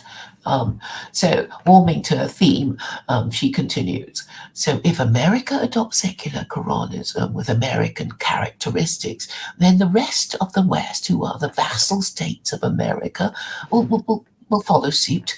And this means that Israel, which is also a vassal state of America, will follow suit. Because it will have no choice. I mean, the only reason why Israel is a liberal democracy is because, well, the rest of the West is. And this will have, well, it will be ironic, it will be surprising. People will kind of take an interest in developments, and it could be huge. And I suppose, I'm just telling you that this could be one of the ways to sell yourself to these, because what you're saying is, I'd like a radio show for me, please, because I'm really good at talking about theology, and people find me controversial, and I'm a Jehovah's Witness, and I know my Bible, and not only do I know my Bible, I do know stuff about the Talmud and the Noahide laws, and I have this streaming partner who knows the Quran, and she's interested in the same things, and we can't quite agree on which one is better, and the creative tension of our rivalry will be found to be quite entertaining for your listeners. And then you attach a few clips of a few exchanges, and Bob's your uncle, as the English say.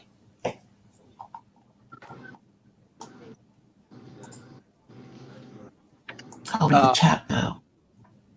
Okay. Did you hear what I just said? Yeah, I did. Well, we'll say. Okay, I mean, I suppose I should give a listen to these stations that I'm talking to you about. I mean, obviously, I've never heard them. But wait, okay, so we have to think big. We have to think in terms of the, Vincent Bruno show. What shall we call it? The theology show presented by Vincent Bruno. I'm still shopping. Okay. Sorry, I'm just picking something up at the store. Or whatever you want to call it. I mean, does it sound good? The Vincent Bruno theology show. You think so? Yeah.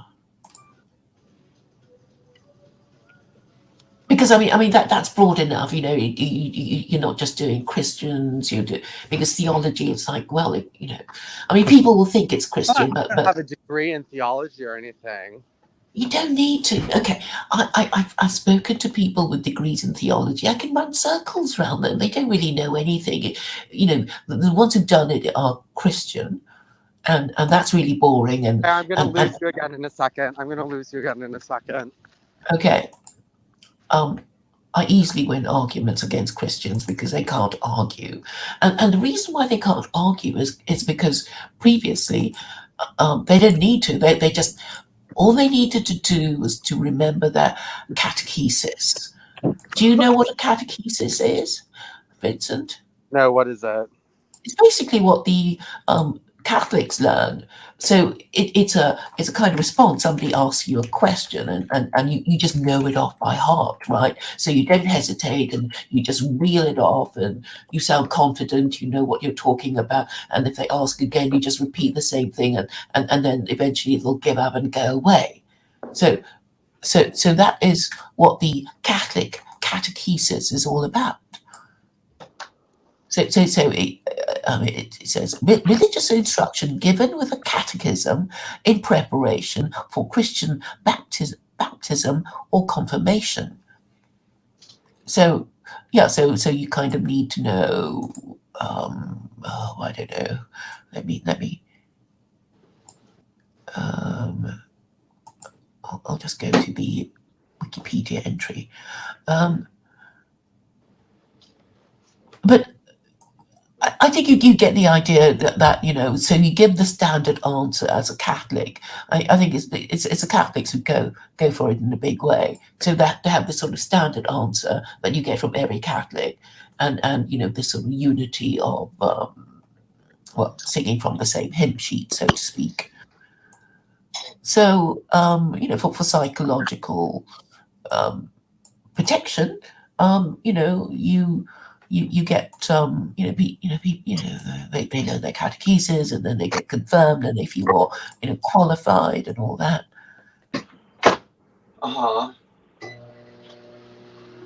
And I think apparently the Jews do it too. So here's a little heading. It says the Sadducees were the aristocratic opponents of the Pharisees. The Essenes were a group of religious and philosophic virtuosi, living a utopian life of the sort that would provoke the aberration of Jews and non-Jews alike. Josephus mentions the three catechumenate, their oath and loyalty of the group, their separation from their fellow Jews, the emphasis on. Okay, it didn't make much sense. Sorry. Why were you reading that? Because I thought it made sense, or it had some interesting information, and now I don't even know what it was. So, I guess I can read catechesis, instruction by word of mouth. Generally, instruction is a basic Christian religious education of children and adults, often from a catechism book. It started as education of converts to Christianity, but as the religion became institutionalized, catechesis was used for education of members who had been baptized as infants. Catechism is an education in the faith of children, young people and adults, which includes especially the teaching of Christian doctrine imparted, generally speaking, in an organic and systematic way with a view to initiating the hearers into the fullness of Christian life. But basically, it's just, memorizing things. Right. And now I'm going to start talking about the Trinity. So stop me if you. But there is this Athanasian Creed. Do you know about it? No. Are you familiar? Of course you wouldn't be, because you're Jehovah's Witness. But you might have heard it said. And if I read it out, you think you will think, oh my God, it sounds so stupid. And I will, and you must stop me when you're bored. So here goes. Whosoever will be saved, before all things, it is necessary that he hold the Catholic faith, which faith, unless every one do keep whole and undefiled, without doubt he shall perish everlastingly. And the Catholic faith is this, that we worship one God in Trinity, and Trinity in unity, neither confounding the persons nor dividing the essence. For there is one person of the Father, another of the Son, and another of the Holy Ghost. But the Godhead of the Father, of the Son, and of the Holy Ghost is all one. The glory equal, the majesty co-eternal, such as the Father is, such is the Son, and such is the Holy Ghost. The Father uncreated, the Son uncreated, and the Holy Ghost uncreated. The Father unlimited, the Son unlimited, and the Holy Ghost unlimited. The Father eternal, the Son eternal, and the Holy Ghost eternal. And yet they are not three eternals, but one eternal, as also they are not three uncreated, nor three infinites, but one uncreated and one infinite.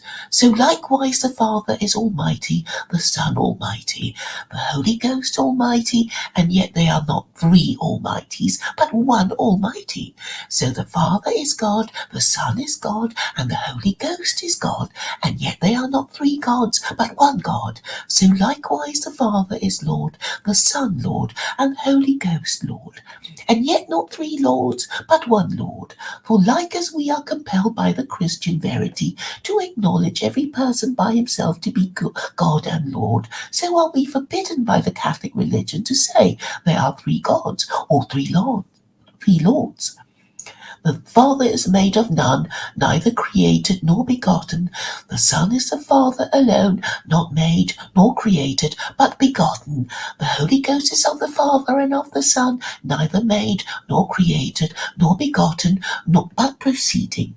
But there is one Father, not three fathers, one Son, not three sons, one Holy Ghost, not three Holy Ghosts, and in this Trinity none is before nor after another, none is greater or less than another, but the whole three persons are co-eternal and co-equal, so that in all things, as aforesaid, the unity in Trinity and the Trinity in unity. Sorry, I've lost the page.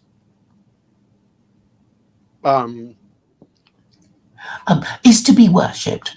He therefore that will be saved, let him thus think of the Trinity.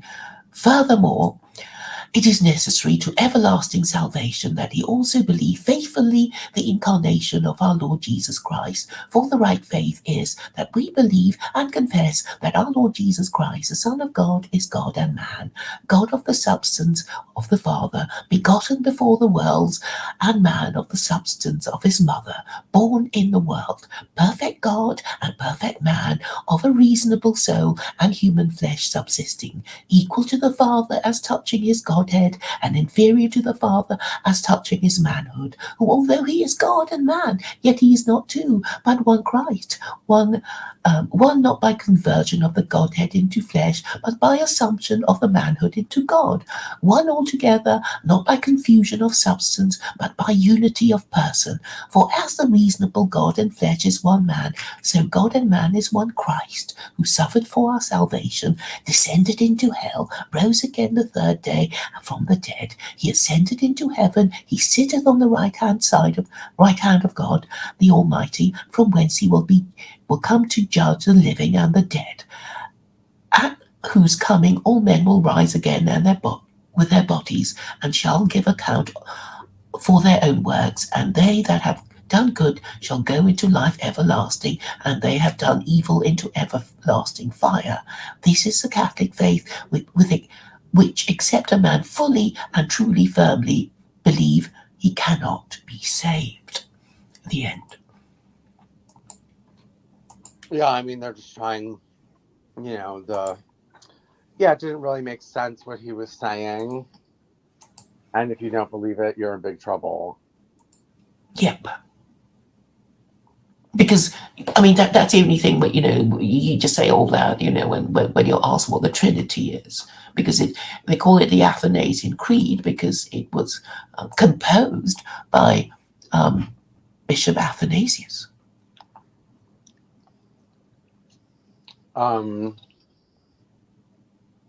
Athanasius of Alexandria.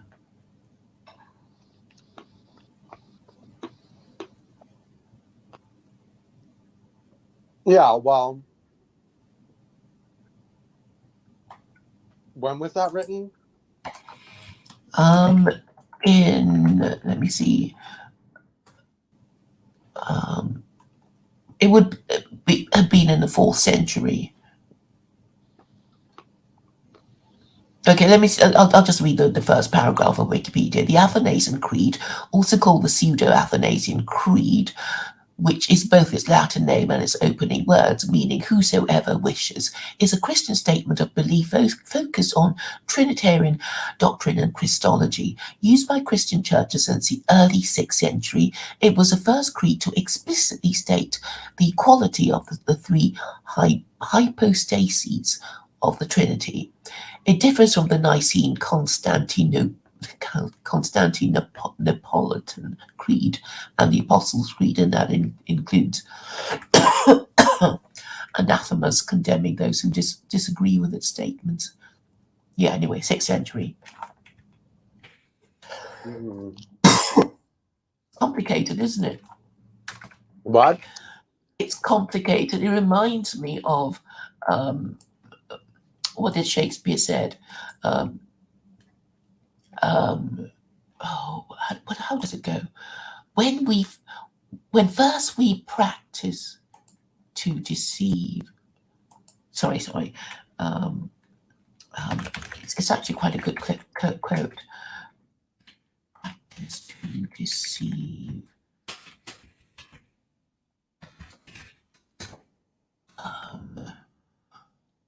But what a tangled web we weave when first we practice to deceive. Yes. Yes. Well, yes, thanks for reminding me of that. I'm going to use it more often. 1 second. I'm just finishing something. I know. What are you eating now? Just some pear. Mm-hmm.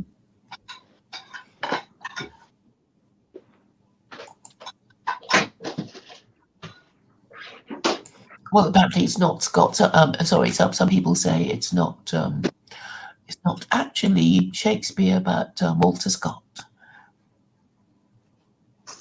Really? But yeah, it's actually Walter Scott. But I guess they kind of I don't know. But I thought it was Shakespeare.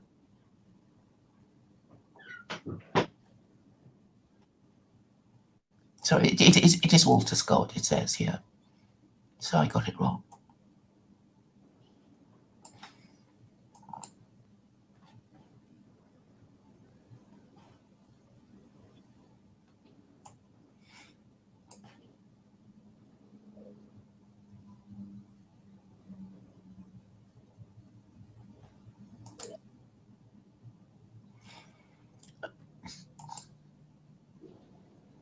Did it shock you, Vincent?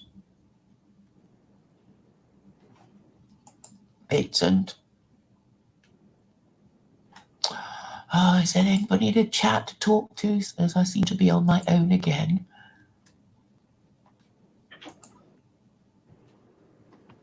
Vincent? Coming. A second. Okay, Judas is here. Who's here? Judas. He's in the Judas flight. I want. Does he want to come on? I don't know.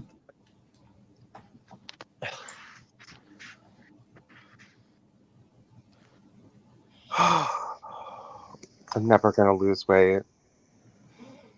Well, you need to go to the gym. You know. Yes, I know. Or maybe you need an exercise bike in your home. And maybe you don't. Yes. A few dumbbells. Yoga mat. So you don't have an excuse for saying, oh, I can't be bothered. It's so far away. It's raining and stuff. Yeah. No, I just need to start eating properly again. Do you make your own food? Well, I try to eat only fruit, so. Well, I think it's so extreme. That's why you go crazy. You know, if you allowed yourself to eat a more normal diet. Well, why do you eat these weird things anyway? Why do you go on these faddish diets? Well, I've been on fruitarianism before. It's not like it was a fad. It's just I'm having a harder time maintaining it. Yeah, but if it's faddish and people make you feel weird for sticking to it, then you know you will go off it. So if you kind of I don't know, eat normally, then you know, and then maybe sometimes you just eat more fruit than at other times, and you know, well, that's what I do anyway. I don't pretend to eat that healthily. I mean, I just kind of go with what I want. But every now and then remember to eat the healthy things. Mm-hmm. Do you? It sounds healthy anyway. I mean, what were you having? Beans and rice. Yeah, I can eat rice and beans and stuff like that. Oh my god, I need cocaine. No, don't talk like that. No, I need cocaine to get skinny, or meth, or crack. Well, then you're just going to destroy your mind, and then you'll be no good as the radio show theologian. Yeah, that's true. No, look. Just get yourself an exercise bike, so you just go on it every weekday or something, and then you'll have done your exercise, and then you'll feel better that you've done it, right? I'm not going to exercise. I know myself. Well, you're just saying you refuse to exercise, but maybe you do enough work. You go, housework or whatever. Maybe that's enough. But it's like housework and a bit of exercise. Maybe half an hour on the bike. The thing is, if you're exercising, you're not eating, right? I mean, and maybe you can have a rule like, I will never eat when I'm talking to Claire, or not in a way that anybody notices.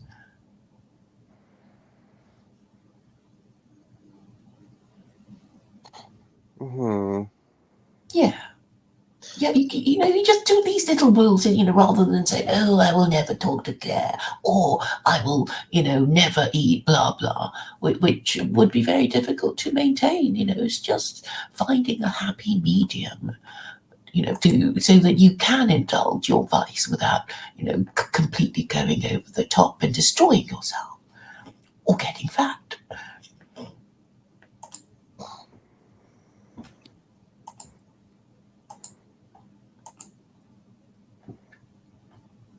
Yeah, well, I have to do something because now it's getting really bad. I'm getting really fat again.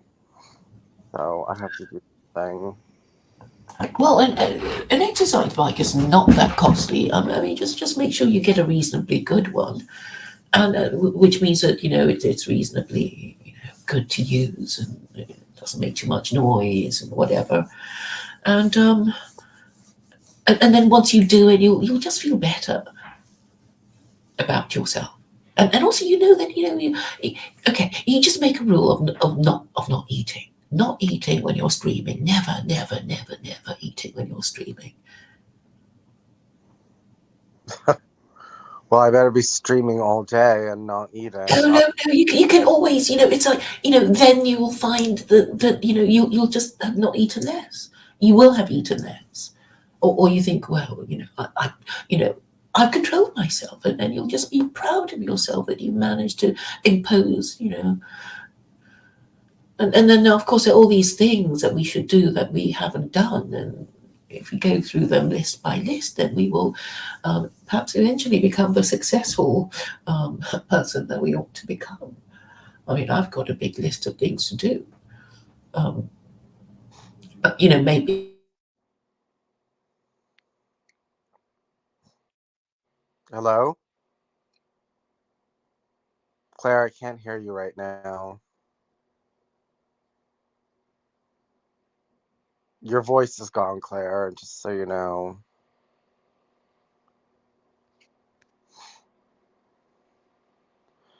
Okay, well, Claire's voice is gone, so we can't hear her.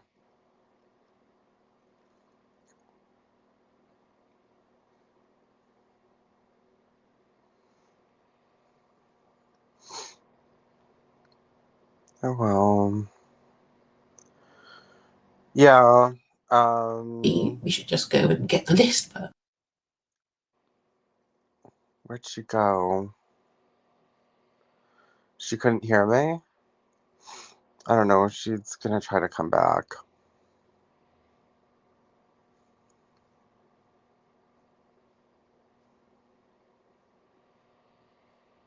I don't know why base Wapmut thinks Quranism is better laws than Noahide. It depends on what they want. She's saying she hates straight people because they're oppressive. Unless they're joking.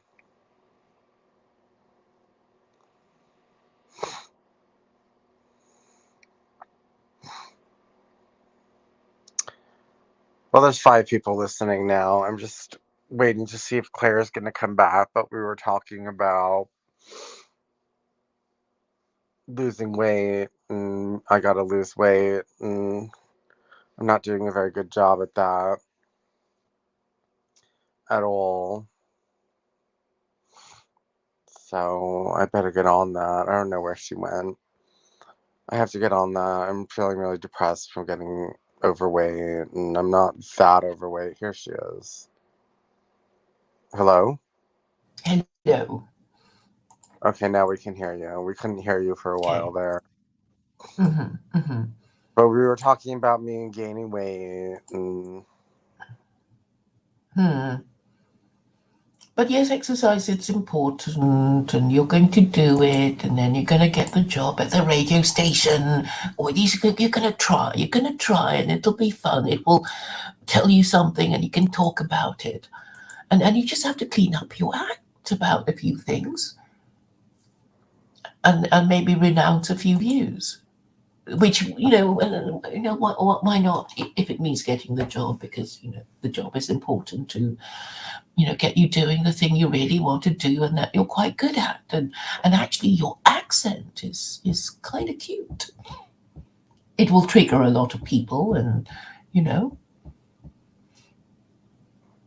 Oh, my accent? What kind of accent do I have? Your gay accent. That is so triggering for so many people. Your voice, it announces your gayness. Yeah. Yeah. That's I true. mean, you really are quite an unusual character, Vincent. Not many gay men take such an interest in theology. Oh, mind you, there was some this gay Anglican, and he presented I forget his name now, but he's one of those hyper masculine men that I thought was very masculine until I realised that he was actually gay, and I've forgotten his name now. BBC theologian, and he's got this really deep voice. Hold on 1 second. I just need to switch over to my headset. Hold on.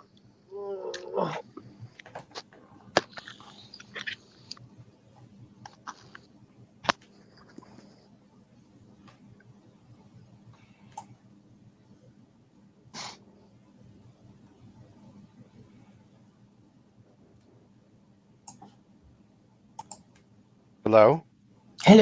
Hello. Okay. Hi, you can hear me? Yes. That's Yes, weird. actually. It's not lighting up now. Oh, I can hear you anyway. I was talking about gay theologians, and I was saying how unusual it was to be a theologian. I mean, a gay theologian, and then I immediately thought of two. Did you see Did you hear my interview with Dale Martin of Yale? He's a Christian scholar, I think, and he got very annoyed with me, and he called me a fascist. Did you Sorry, hear I that didn't one? hear I didn't hear any of that because a call came in. Okay, I was telling you about this exchange I had with a theologian called Dale Martin, who was the professor of let me see, Dale Martin, Yale. Anyway, he's gay, and I spoke to him, and he called me a fascist. He's an American New Testament scholar, or an historian of Christianity. He's openly gay. He's currently a member of the Episcopal Church. So did maybe you didn't see that one, or did you? What's his name again? Dale Martin. And he's an openly gay theologian. Yes. And what is he doing? Well, I think he's kind of retired now, but he did come on my show and talk to me and call me a fascist and then an idolater. He called me an idolater. Wasn't that funny? Why did he call you an idolater? Oh, because I was going on about secular Quranism and weaving this narrative that America is the indispensable and exceptional nation for spreading Islam through the world because of its history, and that the founding fathers were really the caliphs of America, that sort of thing. The caliphs. Yes. I see. I thought it was quite funny. Mm-hmm. But anyway, you can find videos of him on YouTube. Yeah. And he's quite well known. And I managed to speak to him, so I was quite pleased about that. I'll find you the link. Good. Oh yeah. Oh god, yeah, The Secular by Design is a thick book. I know, it's a bit boring. I mean, I looked at the PDF and I thought, it's not compelling. It really isn't. But you didn't really read the whole thing. I know, but it's so boring, I couldn't.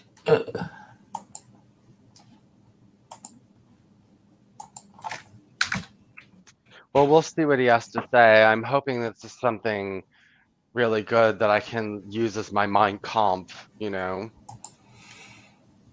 Well, you can use secular Quranism as your Mein Kampf. It doesn't have a handbook. The Quran is the handbook, and then everything else is just my interpretation. And okay, so today I've just posted on my blog about the situation of Carol, kind of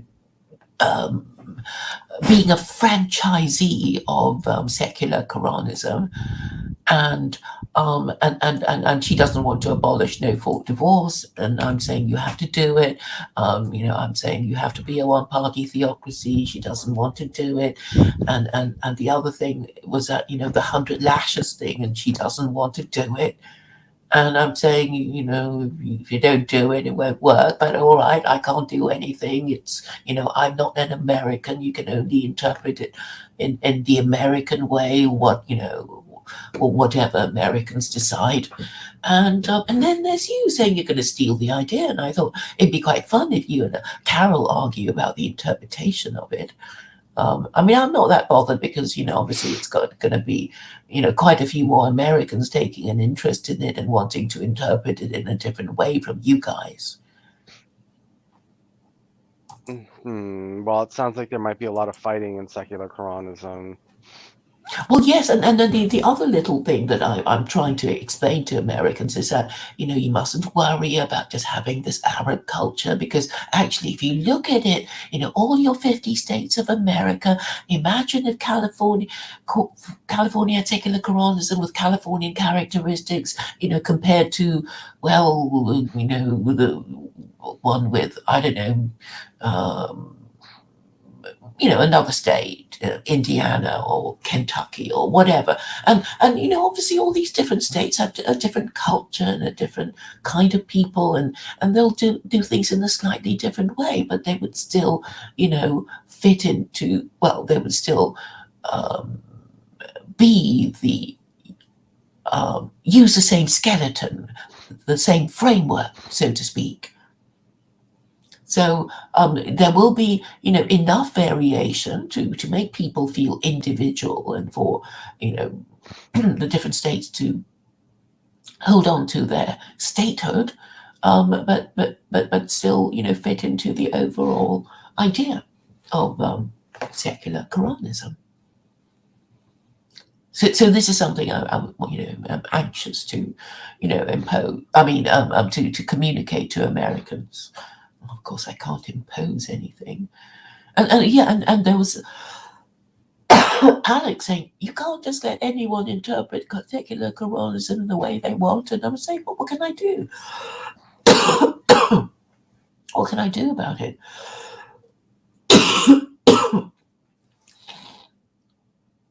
And I don't know if you heard me talking on the G Block stream with IC3, because he was talking about having a religion for black people. And I was saying, yay, secular Quranism with Jamaican characteristics, because he comes from Jamaica. And basically, any country could have it, impose it with it, put their own stamp on secular Quranism. As long as they follow the Quran and is recognizably Islamic, Quranic. So what do you think?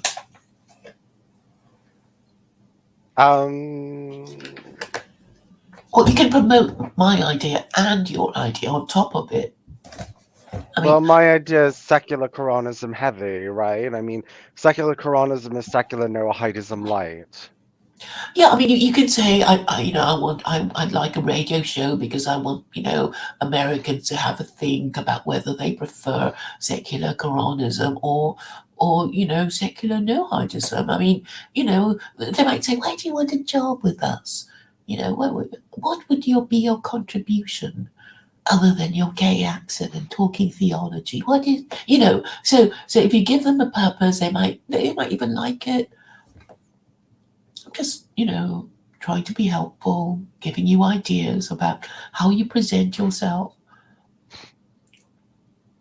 Yeah, we could have separate shows like on the different laws, and like you could have a separate show about astrology and transvestism and this and that, and all the different That's a good idea. And it's like you invite the rabbis, what do you think of transvestism? And the Hindus might say, oh, we don't really care, but like Jews say, ooh, that's really bad. Oh, and talking about transvestism, I'm not even sure what's transgenderism. We were talking a few days ago about Jewish men actually thanking God that they're not women. Did you read the articles that I tagged you in? I saw them, yes. So what do you think is the reason for it? I mean, my explanation is that if left to themselves, will just start wanting to be women because they'll think, oh, women lead such an easy life. They just stay at home and look after the children. We could do that if we were allowed to. Why can't we? We do a better job than these city women and have a better time. I'm sure that, a lot of men in throughout the ages have been thinking that women lead the easier life, but they're always whinging. And I'm saying, if you allow men to want to be women, they start behaving and thinking like women, and then the goose of your civilization is cooked, because there'll be no one left to protect the women.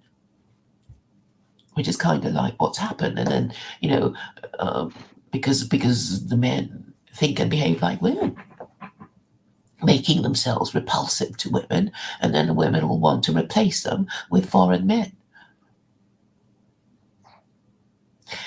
So I mean, all these kind of talking points could be used to entice your potential employers to hire you. I mean, they're my talking points, but you can always use them. You don't have to agree with me. Yeah, well, I'll try, and I will try. Good. I'm gonna I'll make a specific video clip or something like that. Maybe this one upcoming video with Joshua Shalit will be tame enough. Though no, but we want to talk about radical Noahidism because so when I open up secular Quranism, when I finally get it all up and running, I mean the we're going to take every law to the extreme because the thing is that we want it that you don't have to have that interpretation, but the most extreme interpretation needs to be on the table if it's going to actually work. So, you might not. Okay, just because beheading is legal doesn't mean you have to do it. Beheading still has to be legal. It still needs to be a viable option if that's what the society wants. And like, okay, do you behead people for tarot card reading? You know what I mean? Like, uh, I think that it needs to be left on the table that yes, it at least needs to be legalized. So, the secular Quranist, people need to push the extreme in every single level. Like beheadings now, you don't need a Sanhedrin for beheadings because that's the most extreme interpretation of the law. And we can't just leave secular Noahidism open to the people that are not extreme. But I'm saying that's not necessarily what needs to happen in public policy, but but we need to leave it open. Well, yes, I mean, people are concerned is that, oh, it won't happen in every single case, only for the really serious cases. It's just an option, I guess, if you want to calm them down. But then if they say, oh, but it's not harsh enough, then you can say, well, there is the option. But I think, it should be gradual because I don't think the American public are, ready for, executions for idolatry and blasphemy. And that's why you have to kind of, work them up towards it with secular Quranism, which actually doesn't have it. I mean, it doesn't, idolatry is just frowned on. It's just God asking you rhetorical questions like, why do you worship idols that can neither harm nor help you? Don't you have better things to do with your time? It's that kind of thing, rather than you're gonna be punished. I mean, but it does say that associating partners with God is an unforgivable sin. Well, I think that, eventually what's going to happen is that, they both need to be there at the same time because even though most people aren't ready for beheadings, there are people who are. So you have to begin it somewhere, even though it's not people are ready. I mean, even when the Nazi Party was forming, most people weren't ready for it. You know what I mean? If they went out in the very beginning and showed all of their talking points, most people would say no thank you. But after a while it took some time, but they eventually got the population on their side, and that's the same thing that we're doing. We're just starting the little cult that has to grow. But in the meanwhile, if they're not ready for us, they can just go to secular Quranism because I mean we'll just say it's secular Noahidism without laws against idolatry and blasphemy.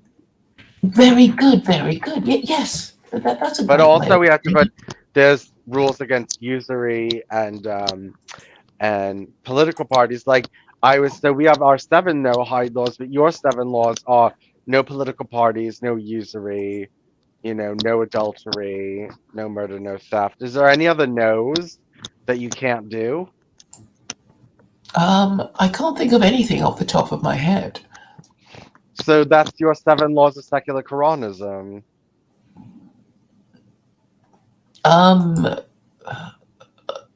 don't have it off the top of my head. I mean, I would say no usury, 20% flat rate income tax, licensed brothels, abolition of no fault divorce, marriage contracts. Every engaged couple has to agree a marriage contract, lashing 100 times unmarried parents, and the seventh one. I don't know. Okay, I would allow clubs. So I guess for gay people to meet other gay people and without away from the prying eyes of the police. Because if it's a club, then it's private property. If it's private property, they don't have the right to, stick their noses in. I want people like you to feel safe in the hands of secular coronism, because I really mean it about accommodating, gay people. And I know I said I would abolish gay marriage, but there will be other arrangements that will be made for you to protect your relationship, power of attorney, mutual wills, that sort of thing, so that the whole point of marriage is that your status has changed by entering into it. So before you marry, when you die, your property will go to your parents, if you're a single man. Okay. And then, but the moment you marry, all your property, if you were to die the day after you marry, will go to your wife. It's that kind of idea. And obviously gay marriage is intended to replicate, this sort of thing. With tax breaks and whatever. Yeah. But I will be abolishing inheritance tax, because in the UK for gay marriage, the idea is that they will escape inheritance tax, and I'm saying, well, I'm going to abolish inheritance tax for everybody. Mm-hmm. But I will be reintroducing slavery. I know that this freaks Carol out, but I'm saying slavery, humane slavery, and I will explain how it will work, will be the alternative to a welfare state. So, if you really have nowhere to live, I won't let you, starve on the streets. You will be, found a job, and you will have the right to manumission. And you won't be, whipped for every little thing you do. There will be a slave visitor to ensure that the slave is working properly and that government property is not destroyed. And the property of the slave, the ownership of the slave belongs to the state, and the state just hires the slave out to the various people as cheap labor. So that's how it's going to work. And what if they're too old to work? Then they'll be in a home for retired slaves, but they can be used for all kinds of things. Like if you're old and you're good at telling stories, you can be wheeled out. Maybe you can go to a local museum. Like if you were if you had. If you love the 70s, you can talk about the 70s to your heart's content, and historians can come and talk to you. I don't know, go to the local cafe. It's 70s Day. You can talk about, I don't know. Or they can talk well, what if when she was young, she was just like this big dumb slut who never did anything cultural, and she was just in like the bars and getting fucked and shit. Like, what if she doesn't have anything really? Well, okay, you can say, oh, look at her, she's so, why do you think she's like that? And then she'll be made an example. Don't become like her. Don't be a dumb slut, and, just give it to all and sundry and end up like her. Girls, don't be like her. And everybody can be kind of, even the people who their terrible lives, it's like, we'll have fun. Honestly, I've got so many good ideas for TV shows and radio shows and all that. That will be fun. It will actually be game shows. We can have game shows. Oh my God, Claire. No. Okay, I've got this really. I really want to. Okay. Transgenderism. It's like all these men and all these women thinking they're going to be better than, they want to become members of the opposite sex. We can have a contest of like, which one of you can, most successfully masquerade as a member of the opposite sex. And it's not enough just to look the bit. You have to, really behave think like a woman, think like a man, and actually be attracted to be able to feel. That would be fun. I mean, wouldn't that be a great drama documentary? Yes, but I thought you didn't want to encourage transsexualism. No, I'm not. Actually, I'm not. But in the meantime, before they ban it, let's have a bit of fun with this drama documentary. And I bet there'll be lots of transgender people wanting to do it because they think they can do it so much better than all the other competing transgender people, right? There's all kinds of stupid programs for straight people and their relationships, and Yeah. yeah. Well, I want something like that.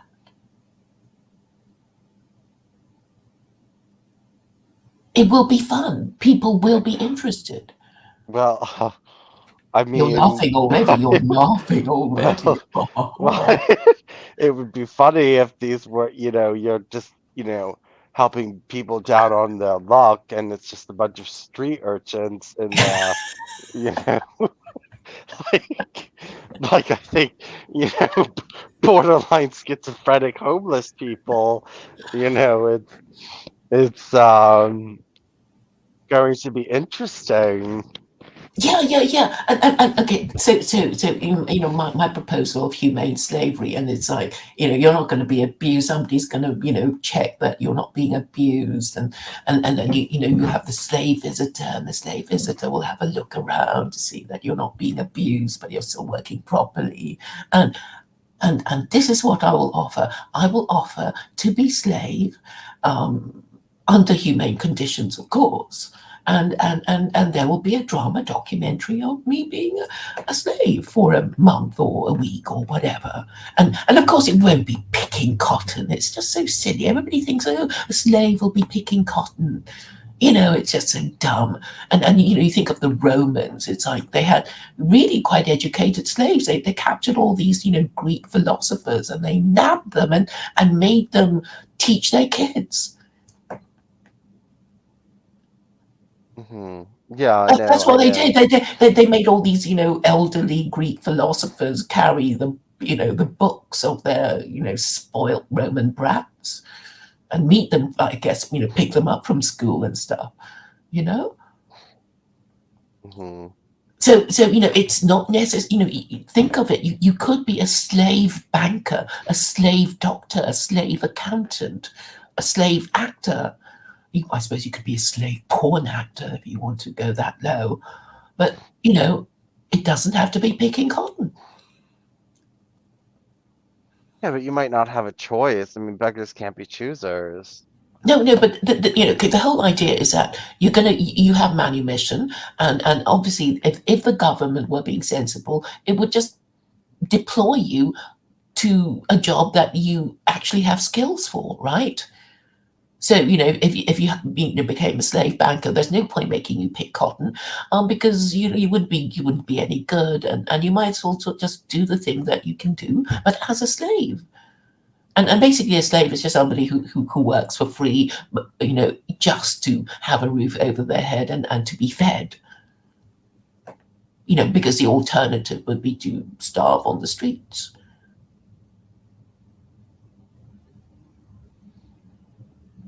So this is, one of the, little ideas that I have. And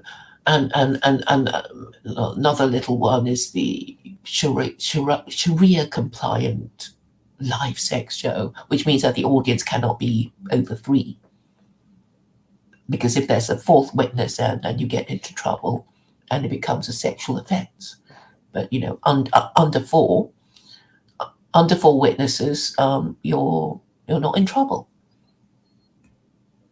It will just make, live sex shows more expensive, I guess.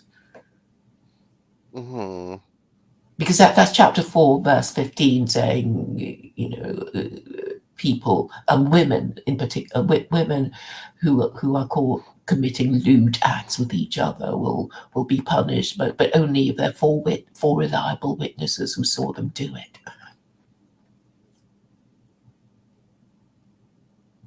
Mm-hmm. Yeah, so there are all sorts of interesting Quranic twists to my interpretation, and people might just enjoy talking about it and speculating about an America in which these things take place.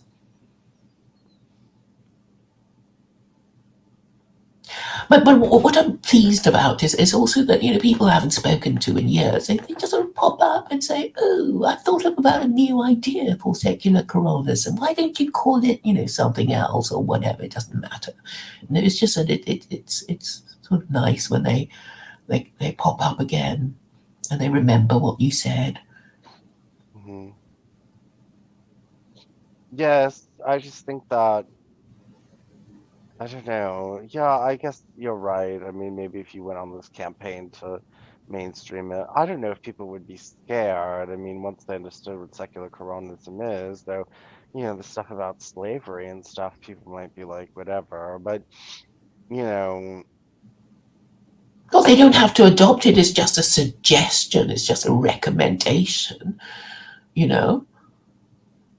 Because if it's unofficial, you know, it's like, you know, a lot of people, you know, you know, are charged with crimes, convicted of crimes, and then they're just they're put into the mill of prison labor, which is slave labor, really, you know, because the prison is privately run and is administrating a system of slavery, and that's why they, you know, a lot of them have no interest in, you know, they actually want more slaves and therefore want more convictions, and maybe, you know, they might bribe the, you know, the judiciary or the legal profession to give them more slaves by having more convictions.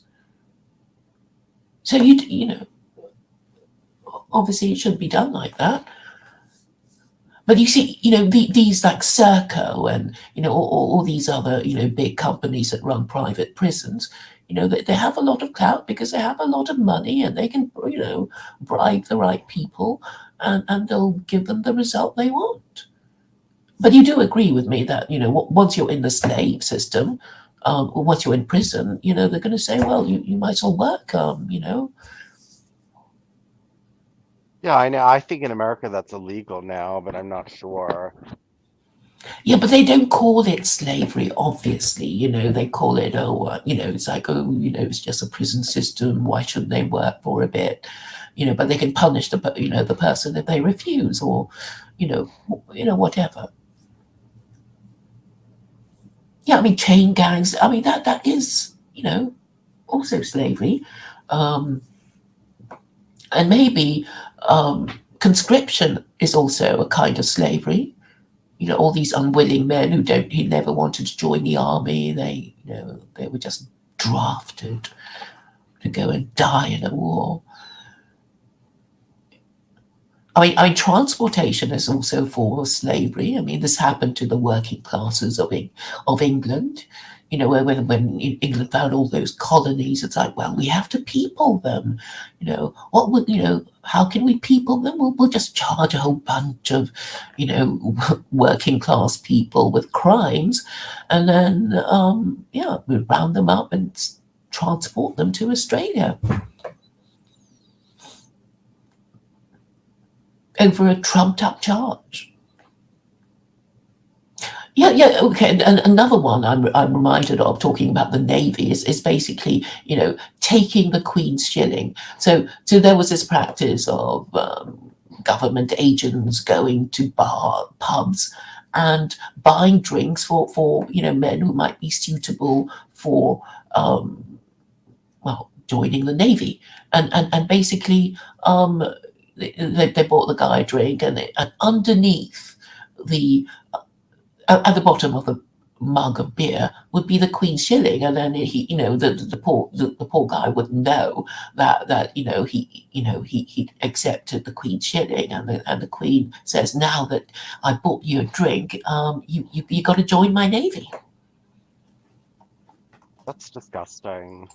I know, but I mean, but that's not the only way of turning people into slaves, white people into slaves. That is the thing. And I'd also been saying that, you know, all these sort of Irish Catholics after the potato famine, you know, did they have the fare to cross the Atlantic? No. They basically said, well, well, we will promise you the labor of, I don't know how many years it was that they offered, if you can, get us across to the, to the other side of the Atlantic. Of course, they didn't have any money. They'd already spent all their savings on food. And then they decided, well, they didn't want to stay in Ireland anymore. And then there were all these slave ships. That's what they were saying. Well, if you work for us for 5 years or 3 years, I don't know what it was, we'll take you across the Atlantic for free. Yes, I know. I mean, I don't know if the reintroduction of slavery, though, at this point, I don't know. If I'm trying to behead idolaters, then maybe people will take slavery. I don't know. I think slavery, used to be an alternative to the welfare state, because if you lost your home and you really had no way to live, what would you do? You'd sell yourself into slavery just to have a roof over your head and food in your belly. And that's the obvious thing to do, isn't it? So that, I mean, and that would be the best way of avoiding starving to death on the streets. So it would make sense. It wasn't something that was enforced. I mean, yes, I know that there would be,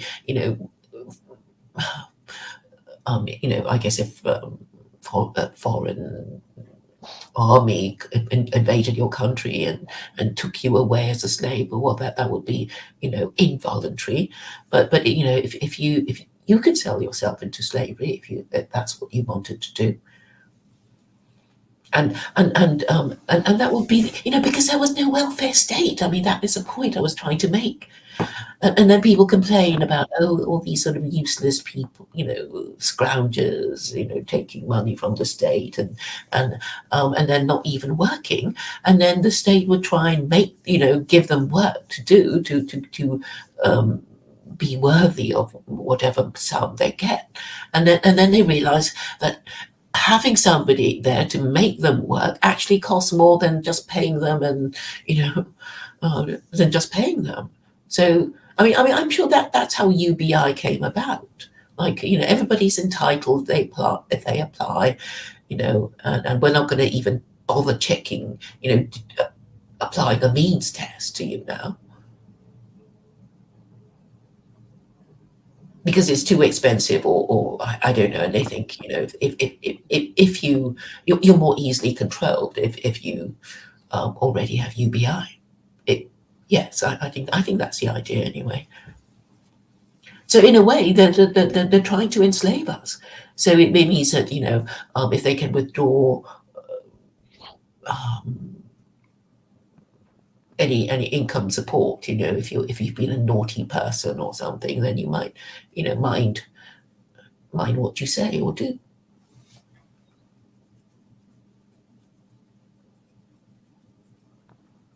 One second.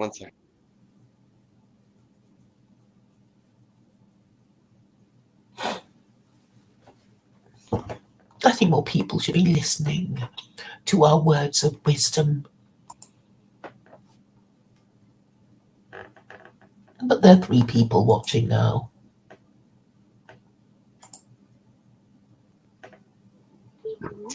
I actually think I'm going to go because I want to take a nap.